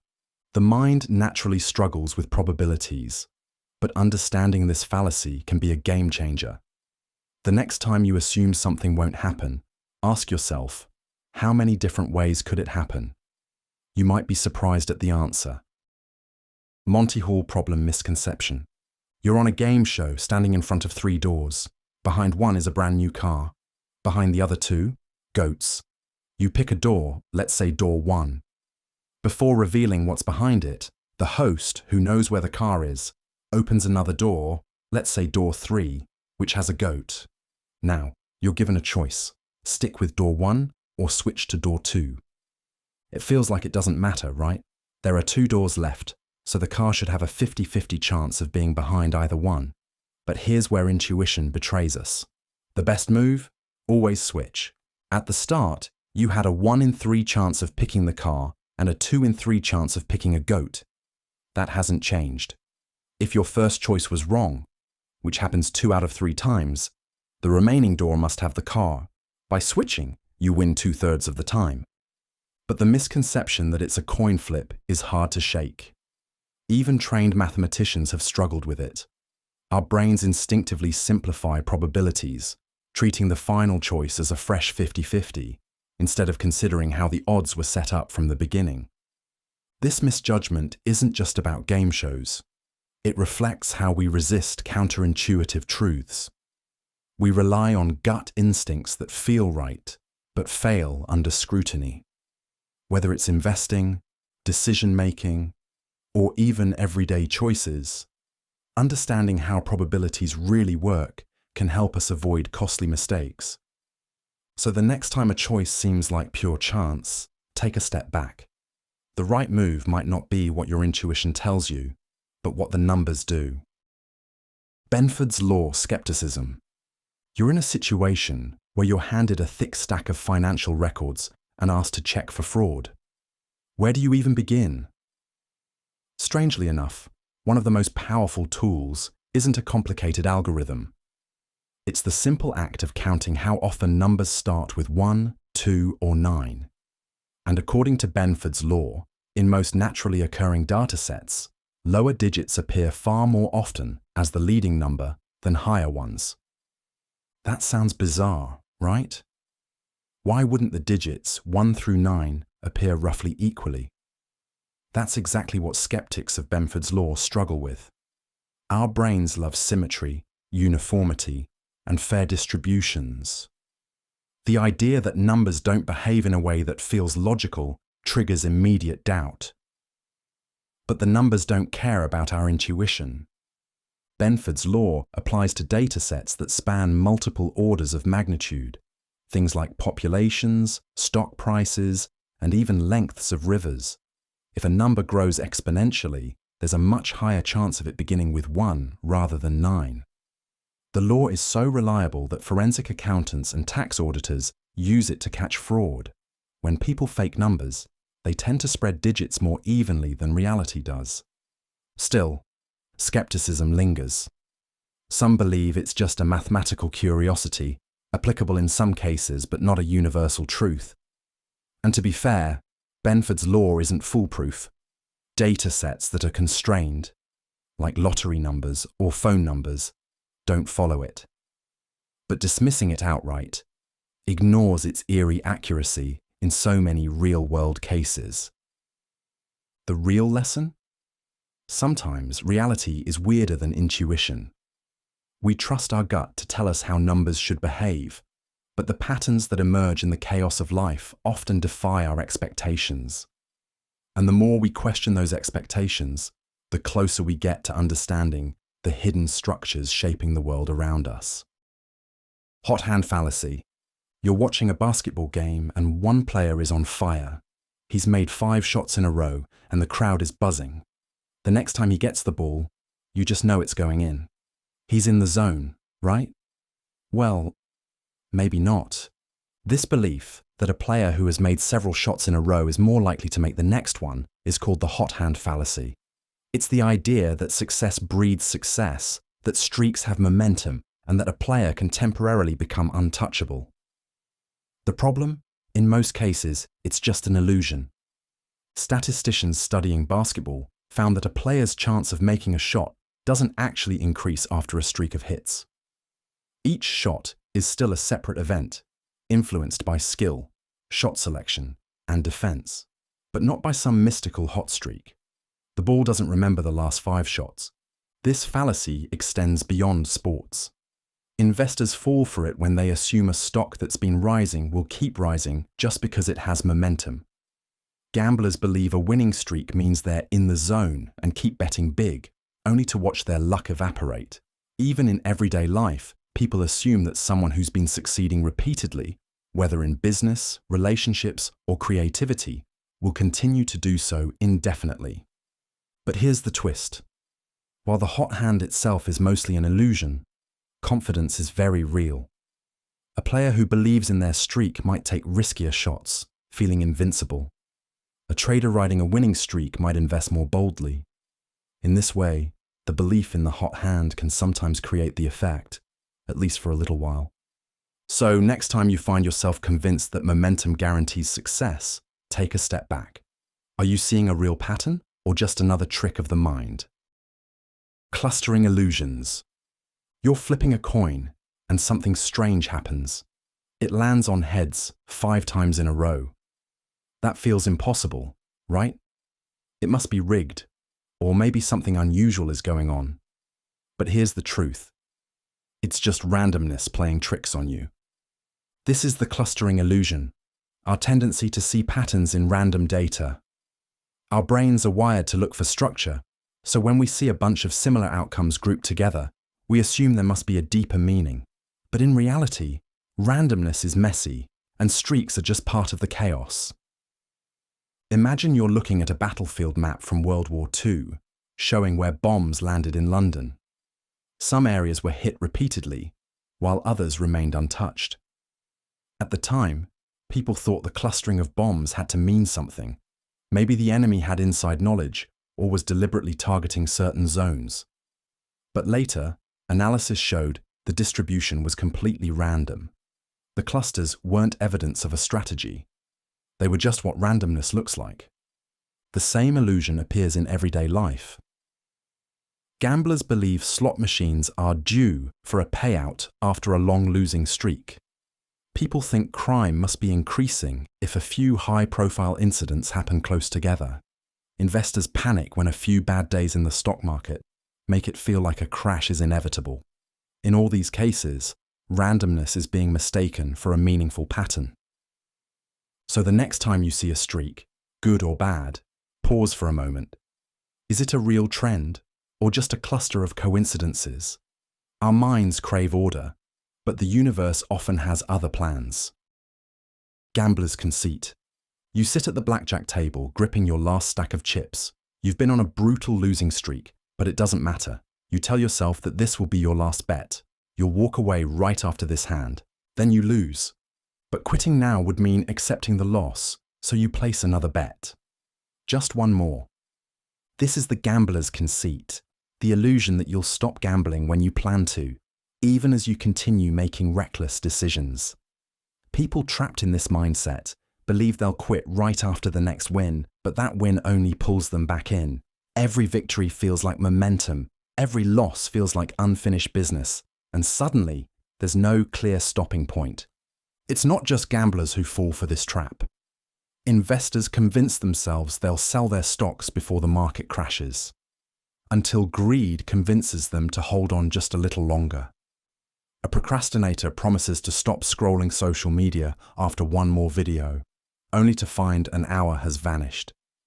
Even binge watchers tell themselves they'll stop after one last episode, but the next cliffhanger keeps them glued to the screen.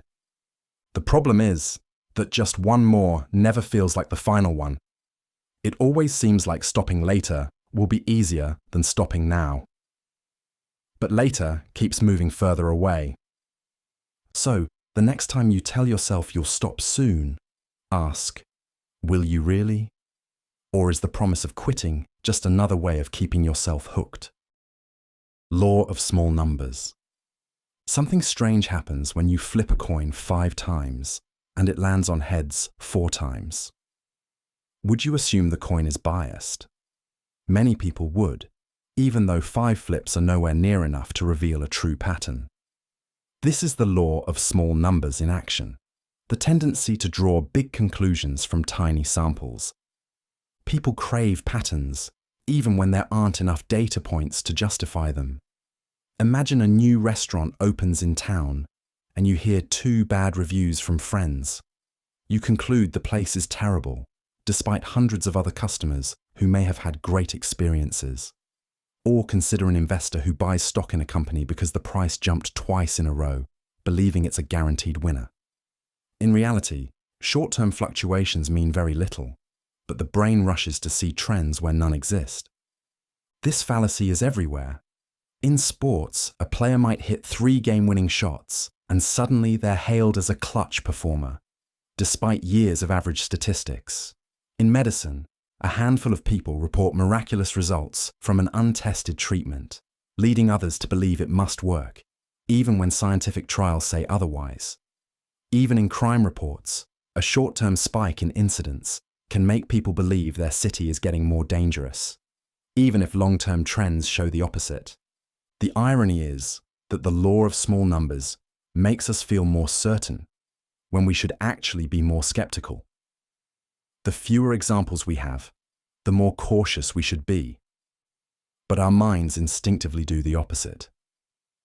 Next time you hear an extraordinary claim based on just a few examples, ask yourself, is this real insight or just a trick of a too small sample?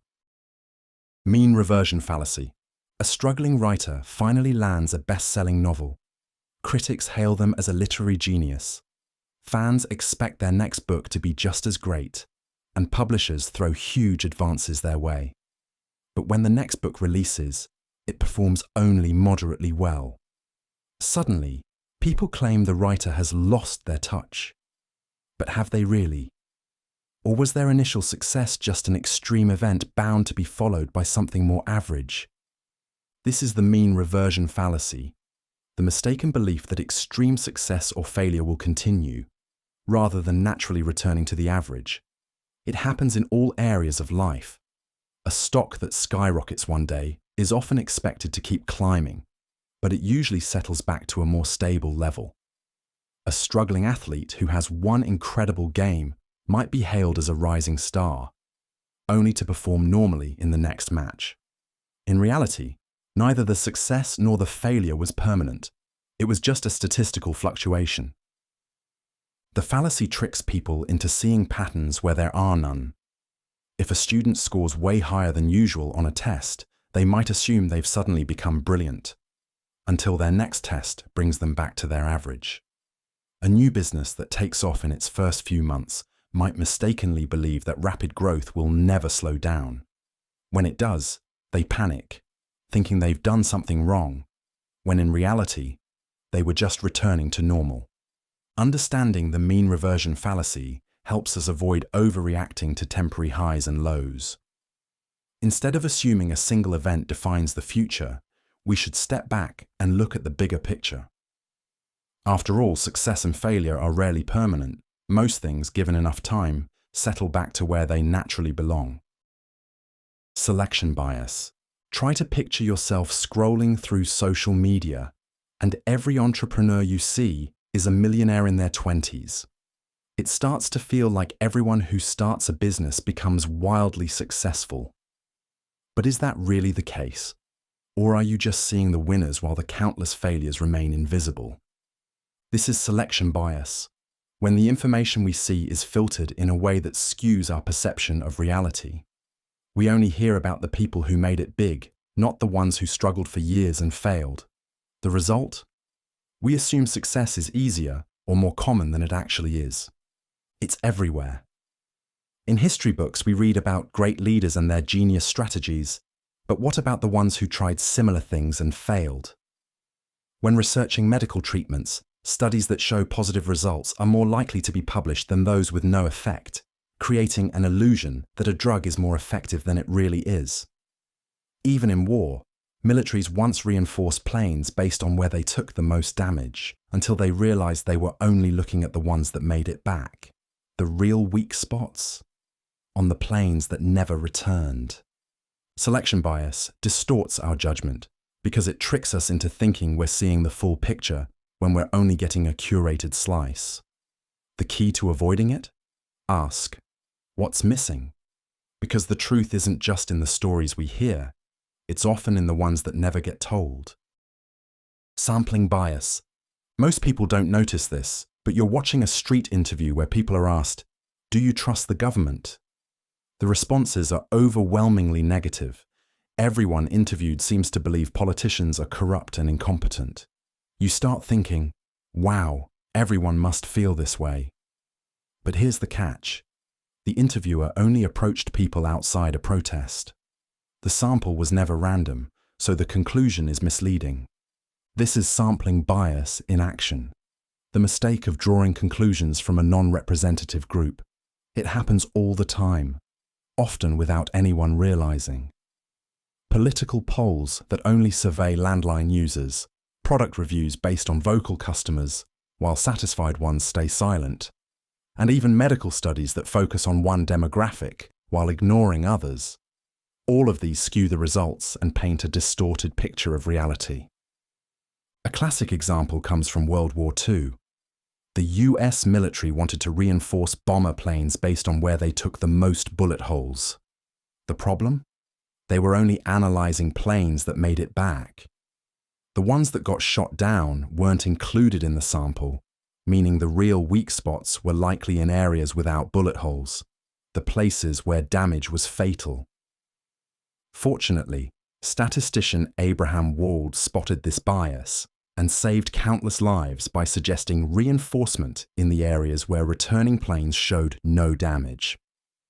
The danger of sampling bias is that it tricks us into thinking we see the full picture when, in reality, we're looking at a curated version of the truth. The loudest voices, the easiest to reach data, the most convenient examples, these don't always reflect reality. Next time you hear a statistic or poll, ask yourself, who was left out? Because sometimes, the most important part of the story is the part you don't see. Observer bias. A scientist is observing a group of children in a classroom, trying to determine whether boys or girls are more likely to interrupt the teacher. She watches closely, scribbling notes every time a child speaks out of turn. But without realizing it, she expects boys to interrupt more. So she notices their interruptions more often, while the same behavior from girls blends into the background. Her conclusion? Boys are the troublemakers. The reality? Her expectations shaped what she saw. This is observer bias, the tendency for our beliefs, expectations, and personal experiences to influence what we perceive. It happens in science, journalism, police investigations, and even everyday life. A doctor who thinks a patient is exaggerating symptoms might unconsciously dismiss real signs of illness. A boss who believes an employee is lazy might overlook moments of hard work. A sports referee who expects a certain team to play dirty might call more fouls against them. One of the most famous examples comes from medical studies. In the past, researchers often believed men and women experienced pain differently. When conducting experiments, they tended to notice and record male patients' pain more accurately while dismissing or downplaying female patients' complaints. This distorted the results, influencing treatments and medical advice for years. The tricky part about observer bias is that it feels like reality. After all, if you saw it with your own eyes, how could it not be true? But human perception isn't a passive recording. It's a filter, shaped by everything we already believe. The next time you're convinced something is obvious, ask yourself, am I seeing things as they are, or as I expect them to be? Because sometimes, the hardest thing to notice is the bias behind our own eyes. Experimenter's bias. A scientist runs an experiment to test a new painkiller. The results look promising. Patients who received the drug reported significantly less pain. But something doesn't sit right. The control group, who got a placebo, also improved. Just not as much. Could it be the drug, or was something else at play? This is where experimenter's bias sneaks in. It happens when researchers unintentionally influence the outcome of their studies, often without realizing it. Maybe they subconsciously gave more encouragement to the test group, or perhaps the way they phrased their questions led patients to report lower pain levels. Even tiny changes in tone, body language, or wording can skew results. One of the most famous cases happened in the early 1900s with Clever Hans, a horse supposedly capable of doing math. He could tap his hoof the correct number of times when asked a problem. But it wasn't that Hans understood numbers. He was just reading subtle, unconscious cues from his trainer. When the trainer knew the answer, Hans got it right. When the trainer didn't, the horse's genius disappeared. The same effect occurs in scientific research. If a researcher expects a drug to work, they might unintentionally interpret ambiguous data in its favor. If they think a student is gifted, they might offer more praise and opportunities, reinforcing that belief. It's not fraud, it's just human nature. That's why double-blind studies, where neither researchers nor participants know who's in the test group, are crucial. They help eliminate these biases, ensuring results reflect reality, not expectations. Next time you hear about a groundbreaking study, ask yourself, did they account for the invisible hand of expectation? Because sometimes, belief shapes results more than the truth itself. Response bias. A restaurant manager sends out a survey asking customers if they enjoyed their meal. Most of the responses are glowing. Great food, excellent service, would definitely return. But something is missing. Where are the complaints? This is response bias in action. It happens when the way a question is asked, or the situation in which it's asked, nudges people toward a particular answer. Maybe customers didn't want to be rude, so they said they loved the meal when in reality, they just didn't want to make a scene. Maybe only the happiest diners bothered to fill out the survey, while the unsatisfied ones simply walked away, never to return. It's the same reason political polls, customer reviews, and even job satisfaction surveys can be misleading. People don't always tell the truth, not because they want to deceive, but because they want to be socially acceptable, polite, or agreeable. If you're asked, "Do you support this charity?" you might say yes, even if you don't, just to avoid looking heartless. If a doctor asks how often you exercise, you might stretch the truth a little to sound healthier. The problem? Decisions get made based on bad data. A company thinks their employees are happy when, in reality, people are afraid to complain. A politician believes they have widespread support when, in fact, people just didn't want to argue. A business assumes their customers love a product when most of them were just too polite to say otherwise. If you really want to understand what people think, don't just trust the answers. Look at how the questions were asked. Who was willing to respond, and who stayed silent? Because sometimes the most important voices are the ones that never speak up at all. Social desirability bias. A job interview is going well until the interviewer asks, "How often do you procrastinate?" You hesitate. The real answer, probably more than you should. But you know what they want to hear, so you force a confident smile and say, "Oh, I'm always ahead of schedule." This is social desirability bias, the tendency to give answers that make us look good rather than ones that reflect reality. It happens all the time. When asked how often we exercise, we exaggerate.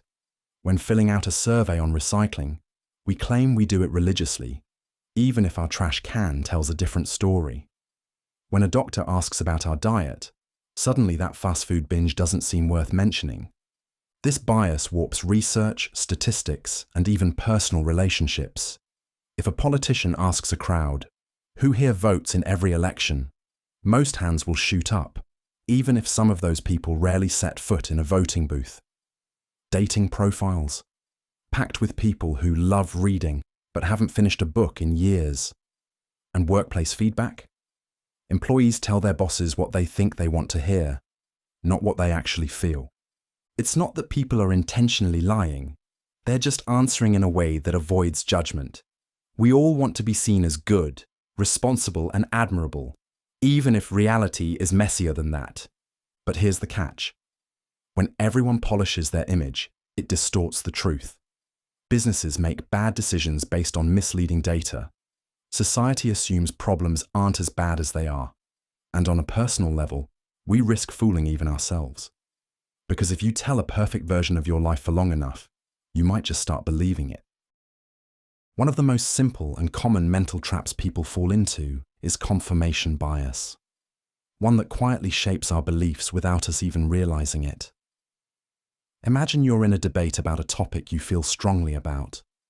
You search online for proof that you're right, And sure enough, you find articles, studies, and expert opinions that support your view. See, the facts back me up, you think. But did you ever stop to consider the evidence against your position? Or did you only look for information that confirmed what you already believed? This is confirmation bias in action. Our tendency to seek out, interpret, and remember information that supports our existing beliefs while ignoring or dismissing anything that contradicts them. It's why people with different political opinions can look at the same event and come away with completely different conclusions. It's why superstitions persist, conspiracy theories thrive, and long-held misconceptions refuse to die. Once an idea takes root in our minds, our brain instinctively works to defend it, even at the cost of reality. Psychologist Peter Wason demonstrated this in the 1960s with a simple experiment. He gave people a number sequence and asked them to determine the rule behind it. Instead of testing a variety of possibilities, most people only looked for evidence that confirmed their initial guess, never stopping to challenge their assumptions. This same mistake happens everywhere, from scientific research to courtroom decisions to everyday arguments with friends. What makes confirmation bias so dangerous is that it feels like rational thinking. It tricks us into believing we're being objective when we're actually just reinforcing our own mental echo chamber. The only way to break free is to do something uncomfortable. Actively seek out opposing viewpoints, challenge our own assumptions, and stay open to the idea that we could be wrong. Because sometimes, the truth isn't what we want to hear. It's what we refuse to accept. Publication bias. A scientist conducts a study on a new drug. The results? It has no effect. Another researcher tests a popular psychological theory and finds no supporting evidence. A third scientist runs a trial on a promising therapy, only to discover it doesn't work as expected. What happens to these studies? More often than not, they disappear. This is the hidden flaw in scientific research. Studies with exciting, positive results are far more likely to be published than those with neutral or negative findings. Journals prefer breakthroughs over dead ends. Researchers, under pressure to advance their careers, focus on studies that tell a compelling story. Funding agencies are more likely to support projects that promise big discoveries, rather than ones that yield inconclusive or disappointing outcomes. But when negative results go unpublished, the scientific record becomes skewed. Imagine 10 studies testing a new treatment. 9 show no effect, but 1 finds a small benefit. If only that one gets published, the world sees an incomplete picture, making the treatment seem effective when it's not. This can lead to wasted resources, misleading conclusions, and even harmful medical practices. This bias also affects public perception. People rarely hear about studies that found nothing significant, reinforcing the idea that every new scientific claim is groundbreaking. A diet study showing a certain food prevents disease makes headlines, while 5 others showing no effect never see the light of day. The result? A public bombarded with sensationalized and often misleading information, shaping beliefs based on an incomplete set of facts. True progress in science isn't just about discovering what works, it's also about understanding what doesn't. The missing data, the studies that didn't confirm expectations, and the failures all hold valuable lessons. Without them, we're not seeing reality, we're just seeing the highlights. File drawer effect. Try to picture yourself fishing in a vast ocean, trying to determine what kind of fish live there. Every time you cast your net, you only catch large, colourful fish, while the smaller, less noticeable ones slip through. Based on your catch, you might assume that only big, vibrant fish exist in this ocean. But in reality, you're missing a huge part of the picture. This is exactly what happens in scientific research due to the file drawer effect. When researchers conduct studies, they don't always get the results they expect. Sometimes, their experiments show no effect, contradict prior research, or just don't reach statistical significance. These studies are far less likely to be published because journals prefer groundbreaking findings. The problem is, that when only successful studies make it into the public eye, we end up with an incomplete, misleading view of reality. Imagine a team of psychologists testing whether a new teaching method improves student performance. They run 10 different studies. One of them shows a small improvement, while the other 9 show no difference at all. The study with positive results gets published, while the others are quietly set aside.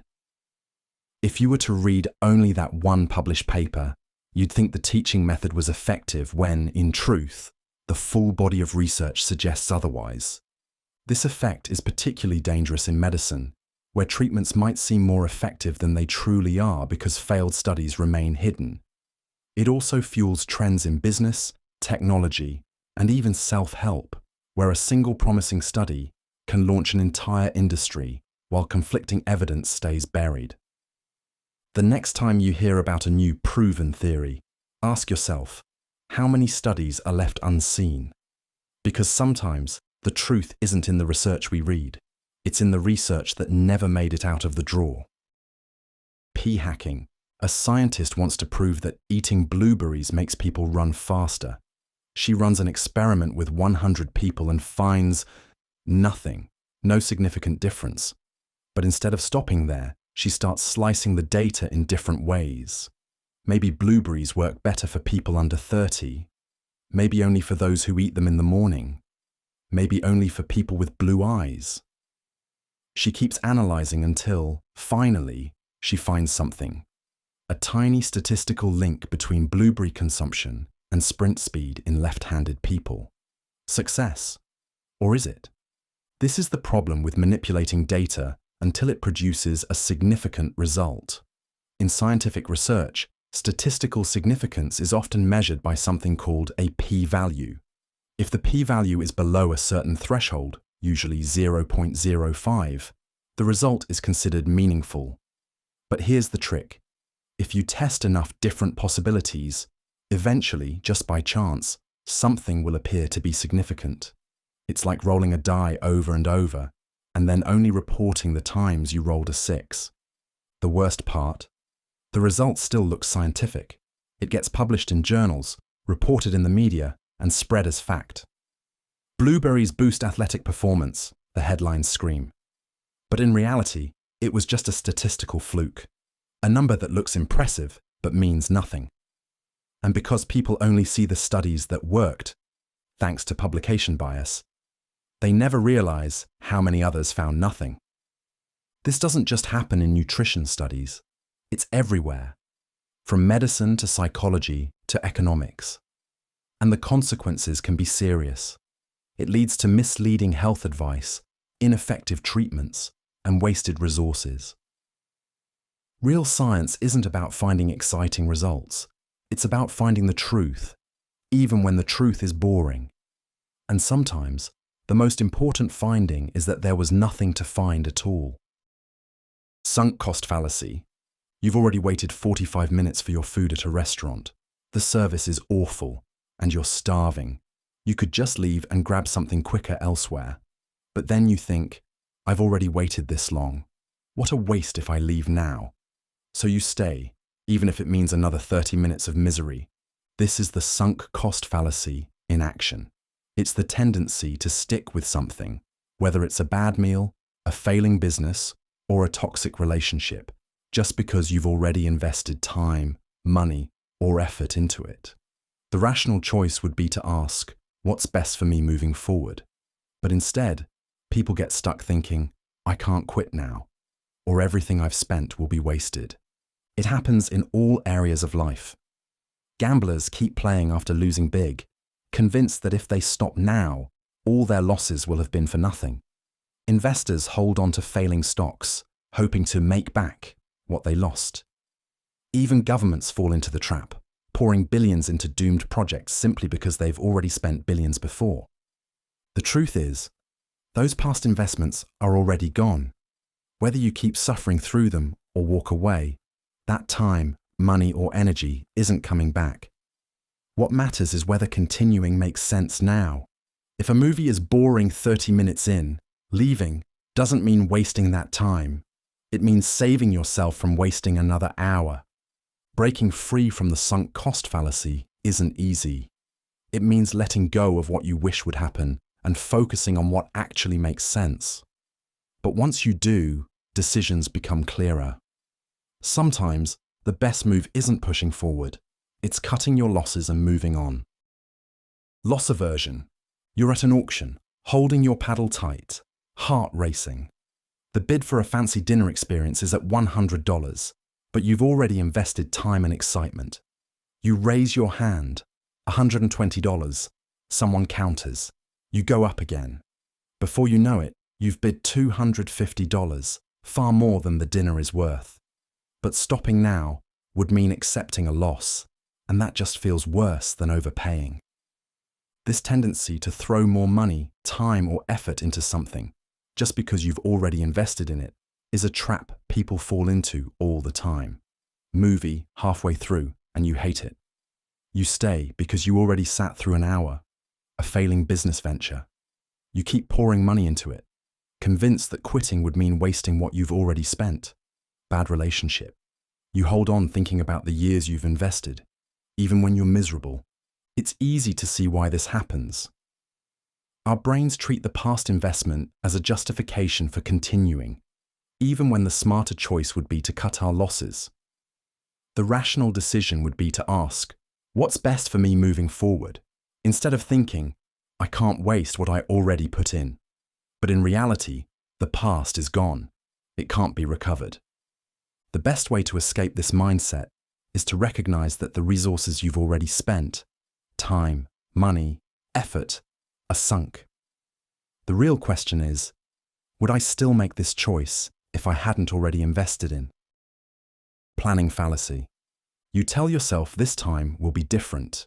The last time you had a project due, you swore you wouldn't procrastinate again, so you plan everything out. 1 week should be plenty. Maybe even a few days will do. You feel confident, almost excited.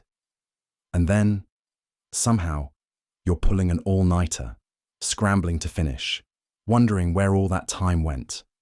People are terrible at predicting how long things will take, whether it's writing an essay, renovating a kitchen, or finishing a major work project.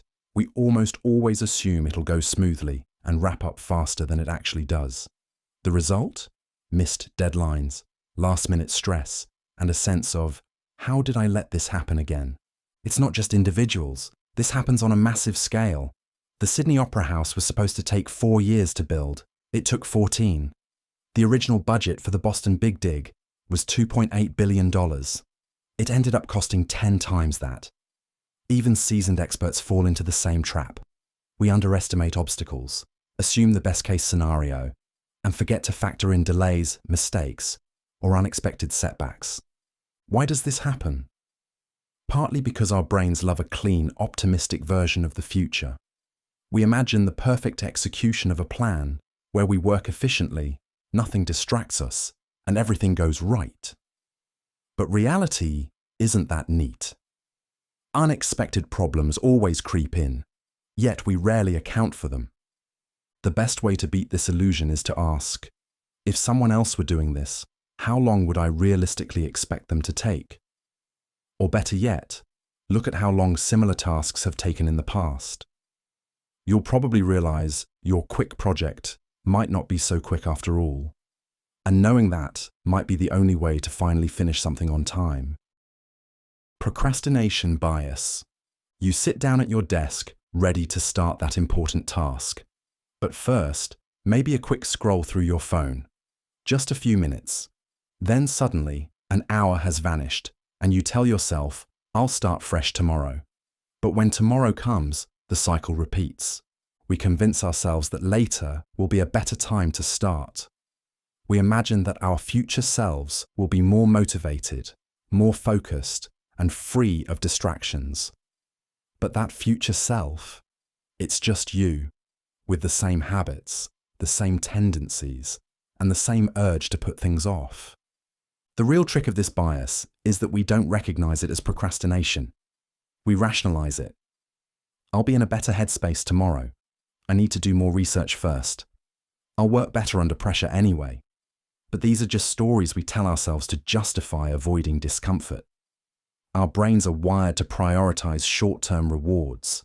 Watching a video, answering a message, grabbing a snack, over long-term benefits that require effort. This is why deadlines seem to sneak up on us, even though they were always there.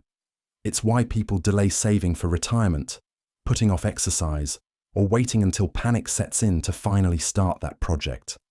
We assume there will be plenty of time later. And then, suddenly, there isn't. Breaking free from this trap isn't about finding the perfect time. It's about recognizing that no future moment will feel any easier than right now. The trick? Start small. 5 minutes of effort is better than waiting for the mythical right moment. Because in the end, the only thing standing between you and progress is the illusion that your future self will somehow be different from who you are today. Status quo bias. You've been using the same old phone for years. The battery drains fast, the screen is cracked, and the camera takes blurry photos. A brand new model just dropped, packed with upgrades. You could switch, but something holds you back. Your current phone still works, so why bother? That hesitation isn't just laziness. It's a deeply ingrained tendency to stick with what's familiar, even when a better option is right in front of us. People tend to resist change, not because they've carefully weighed the pros and cons, but simply because the current state feels safe. This is why companies struggle to get customers to switch brands, why employees stay in unfulfilling jobs for years, and why outdated policies and traditions linger long past their usefulness. The mind plays tricks to keep the status quo intact. It exaggerates the risks of change and downplays the potential benefits. A new gym routine. What if it's too hard? Moving to a new city. What if I hate it? But what we don't consider is the risk of not changing. How much time is wasted on inefficient habits? How many opportunities slip away because we're too comfortable with the way things are? Breaking free from this bias means asking a simple question. If I were starting fresh today, would I make the same choice? If the answer is no, maybe it's time to stop settling for what's familiar and start embracing what's possible. Change is uncomfortable, but so is staying stuck. Endowment Effect. Imagine you're at a yard sale, casually browsing through a table of knickknacks. You spot an old coffee mug, nothing special, just a plain ceramic cup. If asked how much you'd pay for it, you might shrug and say, maybe a couple of dollars. But now, flip the scenario. Suppose that same mug is already yours. Someone offers to buy it. Suddenly, it doesn't seem so cheap anymore. Now, you feel like it's worth at least $5, maybe more. This shift in perception isn't about the mug's actual value. It's about ownership. The moment we possess something, we assign it greater worth than we would if it belonged to someone else. This is why people struggle to sell their old furniture at reasonable prices, why sentimental clutter piles up in garages, and why companies hand out free trial memberships. Because once something is yours, letting go feels like a loss. The effect is everywhere.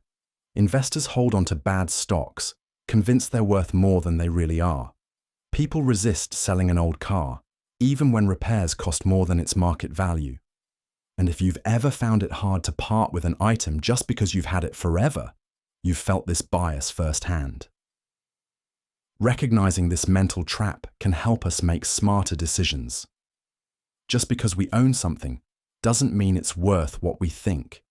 The real question is, if this weren't mine already, how much would I actually be willing to pay for it? Sometimes the hardest thing to do is see things the way they really are, not just the way we want them to be. Naive diversification. Ever found yourself in a situation where you're at an all-you-can-eat buffet? Faced with an overwhelming spread of options, you instinctively grab a little bit of everything.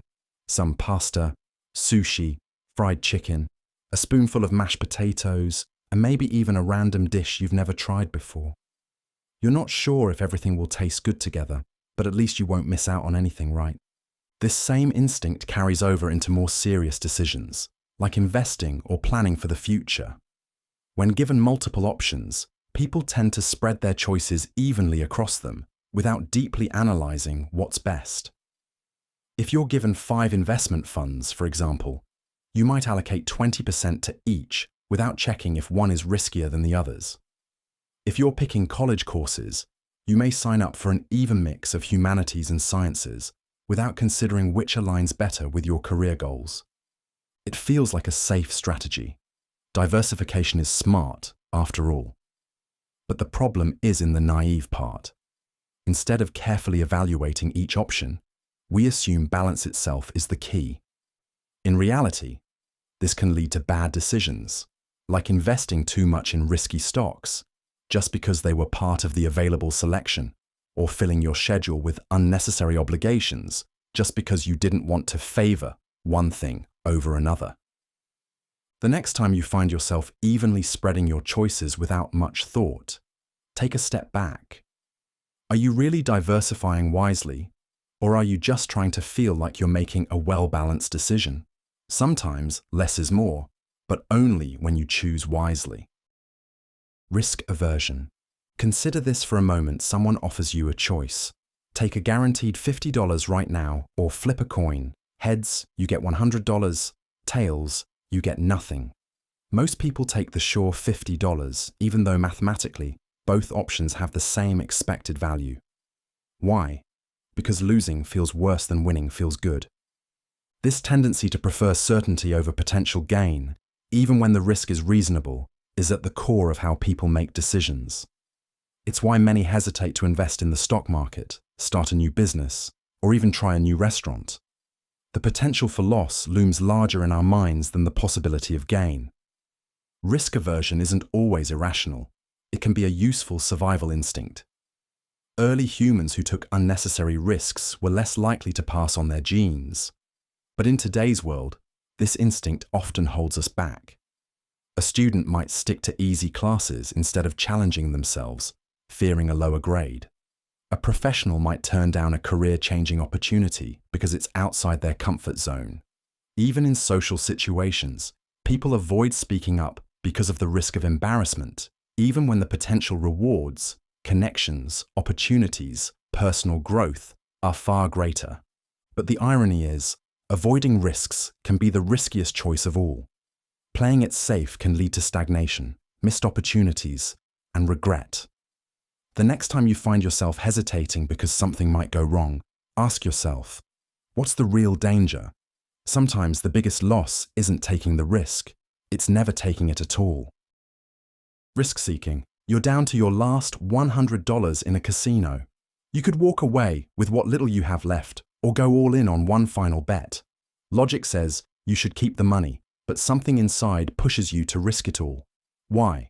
Because when people feel like they're losing, they don't just become cautious, they sometimes do the opposite, taking even bigger risks to try to win it all back. Risk-seeking behavior is most common when people are facing losses. A gambler who's down big keeps betting recklessly, convinced they can turn it around. An investor whose stocks have plummeted refuses to sell, instead doubling down on a losing bet. A student who procrastinated all semester suddenly takes wild chances on an all-night cram session instead of a steady study plan. The psychology behind this is simple. Losses hurt, and the more we lose, the more desperate we are to erase the damage. But here's the catch. This mindset often makes things worse. The gambler loses everything, the investor sinks deeper, and the student burns out before the exam even begins. While risk can sometimes lead to success, chasing losses rarely ends well. That's not to say taking risks is always bad. Some of the greatest achievements in history happened because people ignored the safe path. But there's a difference between a calculated risk and a desperate one. The key isn't to avoid risk altogether. It's knowing when you're taking a bold step forward and when you're just swinging wildly, hoping for a miracle. Framing of risk. Let's say you're in a scenario where your doctor tells you about a new surgery. There's a 90% chance of survival. Sounds good, right? But what if they said there's a 10% chance of dying? That feels a lot scarier, even though both statements mean the exact same thing. This is the power of how risk is framed. The way information is presented, whether it emphasizes gains or losses, completely changes how we react. People are far more comfortable with risk when it's framed positively.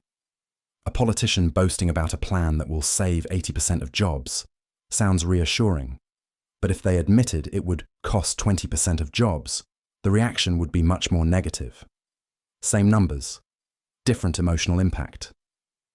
Marketers, politicians, and even scientists use this trick all the time.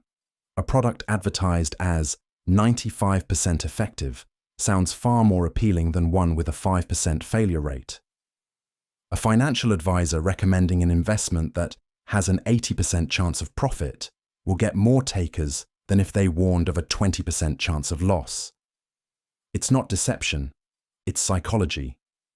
But this bias can backfire. A person who avoids an option just because it's framed negatively might miss out on a great opportunity. Someone who embraces a risk just because it sounds positive might underestimate the potential downsides. The real trick isn't just recognizing how information is framed, it's learning to reframe it yourself.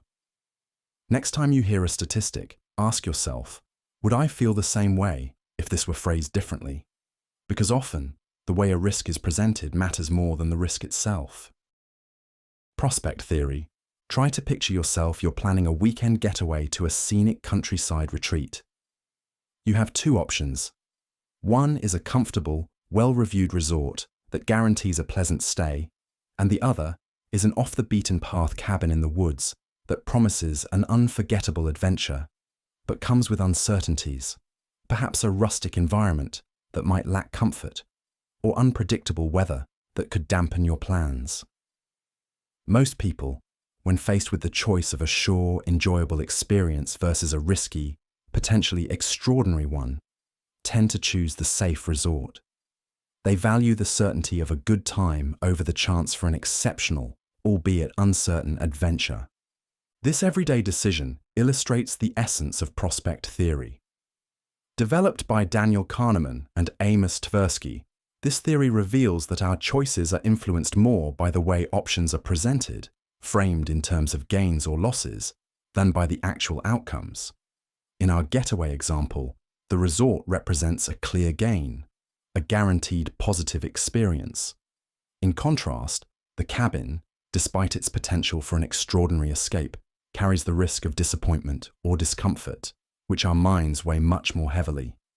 The potential for loss, in this case, the loss of a comfortable and predictable experience, often pushes us towards risk aversion when we face gains. However, when faced with the prospect of a certain loss, our behavior can flip. Imagine instead that you are forced to cancel your weekend plans, which would certainly ruin your mood. Now, you're offered the choice between a guaranteed cancellation, a sure loss of relaxation, and taking a chance on the off-the-beaten-path cabin. Suddenly, the uncertain option becomes more appealing because it offers a chance to avoid the guaranteed loss of your cherished getaway. This shift in preference is at the heart of prospect theory. We are more willing to take risks when trying to avert losses than when securing gains. In essence, our decision-making is not purely logical. It's deeply affected by our emotional response to potential gains and losses. The next time you face a choice, consider how the framing might be swaying your decision. Sometimes, what seems like a safe bet might be hiding an opportunity for something truly extraordinary. Mental accounting. Let's say you're in a scenario where you just won $200 from a scratch-off lottery ticket. Later that day, you go out for dinner and splurge on an expensive meal, justifying it by thinking, it's free money anyway. But if your paycheck had gone up by $200 instead, would you have spent it the same way? Probably not. That's mental accounting at work. People don't treat all money the same. Instead, we mentally divide it into categories: salary, savings, bonuses, gifts, gambling winnings. And depending on where the money comes from, we spend it differently. Found money, like tax refunds or work bonuses, feels less real, so we're more likely to blow it on luxuries. Meanwhile, salary is treated as hard-earned and spent carefully, even if in reality, all money is the same. Casinos and marketing experts use this against you. That's why casinos give players chips instead of real cash. When you don't see physical money leaving your hands, you take bigger risks. Ever notice how stores offer rebates instead of direct discounts? They know you'll mentally separate that future refund from your main budget, making you more likely to buy. The danger of mental accounting is that it tricks us into poor financial decisions. You might insist on keeping money in a vacation fund while struggling to pay off high-interest debt, or refuse to dip into savings to avoid overdraft fees, even though the fees cost more than the interest you're earning.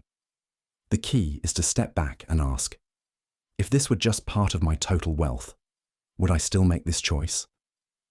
Because at the end of the day, money doesn't care what category you put it in, but your future self definitely will. Satisficing. You need a new laptop, you do some research, compare specs, check reviews, and 2 hours later, you're drowning in options. Should you get the one with better battery life or the one with a faster processor? Do you spend extra for a higher refresh rate? You're paralyzed by the choices. Finally, exhausted, you settle on a laptop that meets your needs, even if it's not perfect. And just like that, you've satisficed. Satisficing is the art of choosing something that's good enough, instead of endlessly searching for the absolute best. It's a shortcut our brains use to avoid decision fatigue. Unlike maximizers, who obsess over making the most optimal choice, satisficers recognize when a decision meets their criteria and move on. It's not laziness, it's efficiency. Think about grocery shopping. If you needed the perfect loaf of bread, you'd inspect every option, compare ingredient lists, and maybe even read online reviews. A satisficer, on the other hand, just grabs a loaf that looks fine and moves on. The result? Less stress, more time, and a perfectly decent sandwich. This approach doesn't mean settling for bad choices. It means knowing when good enough really is enough. Studies show that maximizers tend to be less satisfied with their decisions, even if they make objectively better ones. Why? Because they can't stop wondering if they could have done better. Meanwhile, satisficers make a choice, trust it, and free up their mental energy for more important things. In a world overflowing with choices, knowing when to stop searching is a superpower. The next time you're stuck weighing endless options, ask yourself, will this choice serve its purpose? If the answer is yes, move on. The best decision isn't always the one with the most research. It's the one that lets you live your life. Bounded rationality. Picture this. You're in a massive supermarket, standing in front of an aisle filled with hundreds of different cereal boxes. You don't have the time or the mental energy to analyze every single one. So, you do what most people do. You grab a familiar brand, check the price, maybe glance at the sugar content, and call it a day. It feels like a logical decision, but in reality, you've barely scratched the surface of all possible choices. This is how people make decisions in the real world, through shortcuts, simplifications, and mental limits. The idea that humans make perfectly rational choices is a myth. Instead, our decisions are constrained by time, available information, and our own mental capacity. This is called bounded rationality. Think about job hunting. In a perfect world, you'd research every company, analyze long-term growth potential, compare salaries, and even investigate company culture before applying. But no one does that. Instead, you apply to places that seem good enough based on quick judgments, perhaps a familiar company name, a decent job title, or a recommendation from a friend. You make the best decision you can, given the time and effort you're willing to invest. Bounded rationality explains why we rely on gut feelings, rules of thumb, and mental shortcuts instead of exhaustively analyzing every decision. It's not a flaw, it's a survival mechanism. If we tried to make every choice perfectly, we'd never get anything done. The real trick isn't eliminating these limitations, it's knowing when they help and when they hurt. Sometimes, quick decisions are good enough, but other times, especially for life-changing choices, it's worth stepping back and asking, am I deciding based on convenience or actual logic? because while we may never be perfectly rational, we can still be strategically irrational. Heuristic decision-making. You're in the grocery store, trying to choose between two brands of coffee. One has sleek minimalist packaging and a label that says Premium Blend. The other is in a plain bag with no fancy branding. Without thinking too hard, you grab the premium-looking one. After all, it must be better, right? This is how the brain makes quick decisions using mental shortcuts. Instead of analyzing every detail, we rely on simple cues, like branding, price, or familiarity, to reach a conclusion fast. These shortcuts, or heuristics, save time and effort, allowing us to navigate daily life without overthinking. But while they make decision-making easier, they also lead to errors. Imagine a job interview. A well-dressed, confident candidate walks in, shakes hands firmly, and speaks with ease. Instantly, they seem competent. Another candidate, equally qualified but nervous, fumbles their words. Even if their resumes are identical, the first person is more likely to get the job. This happens because the brain equates confidence with capability, a heuristic at work. Marketers and politicians take full advantage of this. A product with 99% effective on the label seems more reliable than one that says 1% failure rate, even though they mean the same thing. A candidate who looks presidential might gain support even if their policies are weak. These shortcuts are deeply ingrained, but they're not inescapable. Pausing to question a snap judgment. Why does this product seem better? Am I making an assumption based on appearance? Can lead to better choices. The brain loves efficiency, but sometimes slowing down is the smartest move. Intuition over analysis. A friend invites you to a poker game. You've never played seriously before, but halfway through the night, you start making bold bets, somehow knowing when to fold and when to go all in. You can't explain why, but your gut keeps leading you in the right direction. This is what happens when instinct takes over before analysis has a chance. Sometimes the brain picks up on patterns before we're consciously aware of them. It's why an experienced firefighter can sense something is wrong in a burning building before seeing any obvious danger, or why a doctor can diagnose a rare condition in seconds without running endless tests. These snap judgments feel like magic, but they're built on experience, past exposure, and subtle cues our brain processes without us realizing. The trouble is, intuition isn't always right.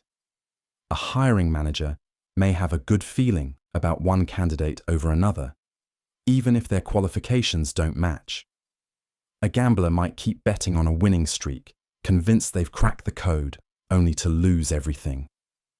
While intuition can be powerful, it's not infallible. It operates on patterns, and sometimes those patterns are misleading. There's a balance between trusting your gut and thinking things through. When a situation is familiar, intuition can be a lifesaver. But when the stakes are high and emotions are involved, slowing down and questioning that instinct can make all the difference. A quick decision feels good, but a well-reasoned one lasts longer. Intuitive attribution. You're walking down the street when a driver speeds past, cutting off another car. Instantly, you think, what a reckless idiot. But when you're the one running late, weaving through traffic, you justify it. I had no choice. It was an emergency. This is how the mind plays tricks on us. When judging others, we assume their actions reveal their character. Selfish, careless, rude. But when we make the same mistakes, we blame the situation. Stress, bad luck, a misunderstanding. This snap judgment is so automatic, we rarely stop to question it. In daily life, this shortcut can create misunderstandings. A coworker misses a deadline. Must be lazy. A friend forgets to text back. Clearly they don't care. But when we're in those same positions, we're overflowing with justifications. The reality is, people's actions are often shaped by external factors we can't see. Stress, exhaustion, personal struggles. This mental habit isn't all bad. It helps us navigate the world without overanalyzing everything. But it also distorts our perception. making us harsher on others than we are on ourselves. Next time you catch yourself labeling someone's actions as a reflection of who they are, pause. Consider what you'd tell yourself if the roles were reversed. The truth is, most people aren't villains or heroes. They're just navigating their own unseen battles, much like you. Illusion of control. You're at a casino, gripping the dice tightly before rolling. You shake them just right, blowing on them for luck, convinced that your technique affects the outcome. The reality, it doesn't. The dice don't care. Yet somehow it feels like they do. This is a perfect example of how the mind tricks us into believing we have control over random events. From gamblers swearing by rituals to people mashing elevator buttons to make it arrive faster, we constantly overestimate our influence. Even in financial markets, investors believe their personal strategies will outsmart randomness, when in reality, luck often plays a bigger role than they admit. The illusion of control isn't just about superstition. It's deeply wired into how we function. Studies show that people prefer to pick their own lottery numbers, believing it increases their chances of winning, despite the odds being identical. In sports, fans think their cheers affect the game. In business, leaders assume their success is purely due to skill, not circumstance. This bias can be both a blessing and a curse. On one hand, it gives people confidence, pushing them to take risks and persevere. On the other, it can lead to overconfidence, believing you can control outcomes that are actually beyond your reach. That's how traders lose fortunes, how gamblers keep betting, and how people stay in bad situations thinking they can fix them. So, next time you find yourself gripping the dice, making a wish, or believing you can control something unpredictable, pause. A little belief in control can be motivating, but knowing when to let go, that's real power. Superstition. You're about to take an important test, and just before walking out the door, you realize you don't have your lucky pen. Panic sets in. You scramble through drawers, convinced that without it, you'll fail. Deep down, you know the pen doesn't actually affect your knowledge, but you can't shake the feeling that it does. Superstition has a strange grip on the human mind. We throw salt over our shoulders, avoid walking under ladders, and knock on wood, believing these small rituals can change reality. Logically, it doesn't make sense. How could a black cat crossing your path influence your fate? But to the brain, patterns matter. When something good or bad happens after a particular action, we link the two, even if they're unrelated. This isn't just a quirk of modern life. It's been ingrained in human behavior for centuries. Ancient warriors carried charms into battle, believing they'd protect them. Athletes today have rigid pre-game routines, convinced they improve performance. Even stock market traders fall into patterns, trusting specific strategies based on past luck rather than logic. The reason superstition thrives is simple.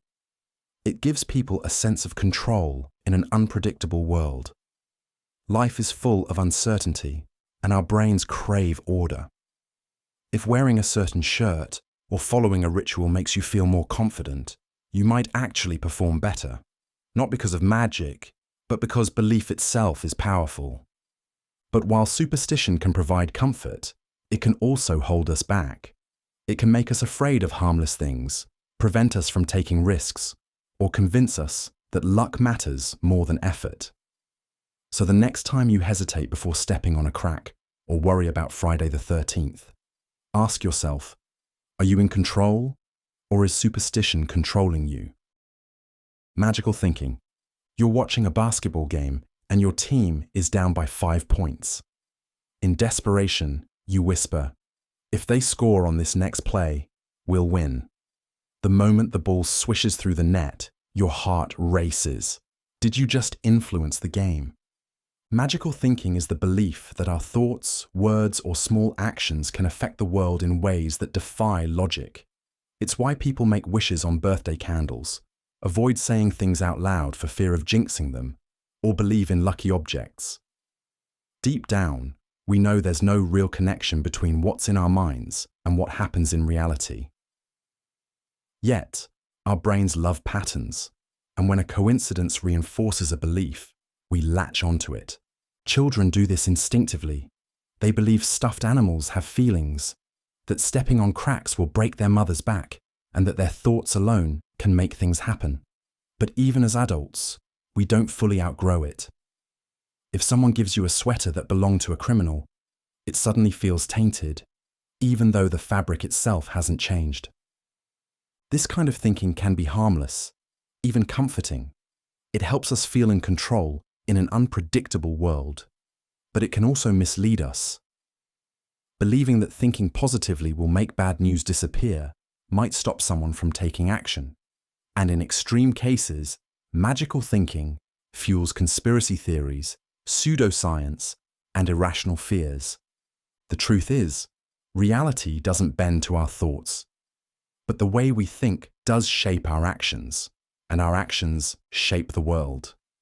So maybe the real magic isn't in the rituals we perform, but in the decisions we make based on what we choose to believe. Synchronicity Misinterpretation. You're thinking about an old friend you haven't spoken to in years. Just as you reach for your phone, a notification pops up. It's a message from them. Your heart skips a beat. What are the odds? It must be a sign, right? Moments like these feel too perfect to be coincidences, leading many to believe that the universe is sending them a message. This is the misinterpretation of synchronicity, the tendency to see deep meaning in random events simply because they align in an unusual way. Our brains are wired to seek patterns. We evolved this ability to detect danger, predict outcomes, and make sense of a chaotic world. But sometimes, we overdo it. When two unrelated things happen close together, we instinctively link them, even if they're purely coincidental. It's why people think dreaming of an owl before bad news means the owl was an omen, or why someone might believe they manifested a new job by visualizing it. In reality, coincidences are inevitable. In a world of billions of people and infinite events happening every second, strange connections are bound to occur. But our minds don't like accepting randomness. It feels unsettling, almost empty. So we attach meaning, creating stories where none exist. This isn't always a bad thing. Finding meaning in events can be inspiring or motivating, but mistaking coincidence for fate can also be misleading. You might avoid an opportunity because you think a bad omen warned you, or trust in luck instead of preparation. Maybe the real magic isn't in the event itself, but in how we respond to it. Instead of assuming the universe is nudging us toward a path, perhaps we should take the moment as a reminder to reflect, take action, or simply appreciate the strange beauty of chance. Cyber-Utopian Bias. In the early days of the internet, people believed it would usher in a golden age, one where information would set us free, democracy would flourish, and society would become more equal. No more gatekeepers, no more misinformation, no more oppression, just pure, unfiltered truth at everyone's fingertips. That dream didn't exactly pan out. Cyber-Utopian bias is the tendency to believe that technology, particularly the internet, will inherently lead to positive social progress. It's an optimistic illusion that assumes digital advancements automatically solve human problems rather than amplify them. In reality, technology reflects human nature, flaws and all. Take social media. Initially, it was seen as a way to connect people, foster understanding, and give everyone a voice, and in some ways it does. But it also fuels misinformation, deepens social divides, and turns online spaces into battlegrounds of outrage. Similarly, artificial intelligence was supposed to eliminate bias, but instead, it often mirrors and reinforces the prejudices already present in society. This bias persists because technological innovation feels like magic. Every new development promises something revolutionary: a smarter world, a fairer system, a better life. But people forget that tools are only as good as the hands that wield them. The printing press spread knowledge, but it also spread propaganda. The radio connected the world, but it also amplified war efforts. The internet gave us Wikipedia, but it also gave us deepfakes. Instead of assuming technology will fix everything, maybe the real challenge is ensuring it serves humanity rather than the other way around. Blind faith in progress isn't progress. It's just another illusion wrapped in code. The future won't be built by technology alone. It'll be built by the people who decide how to use it.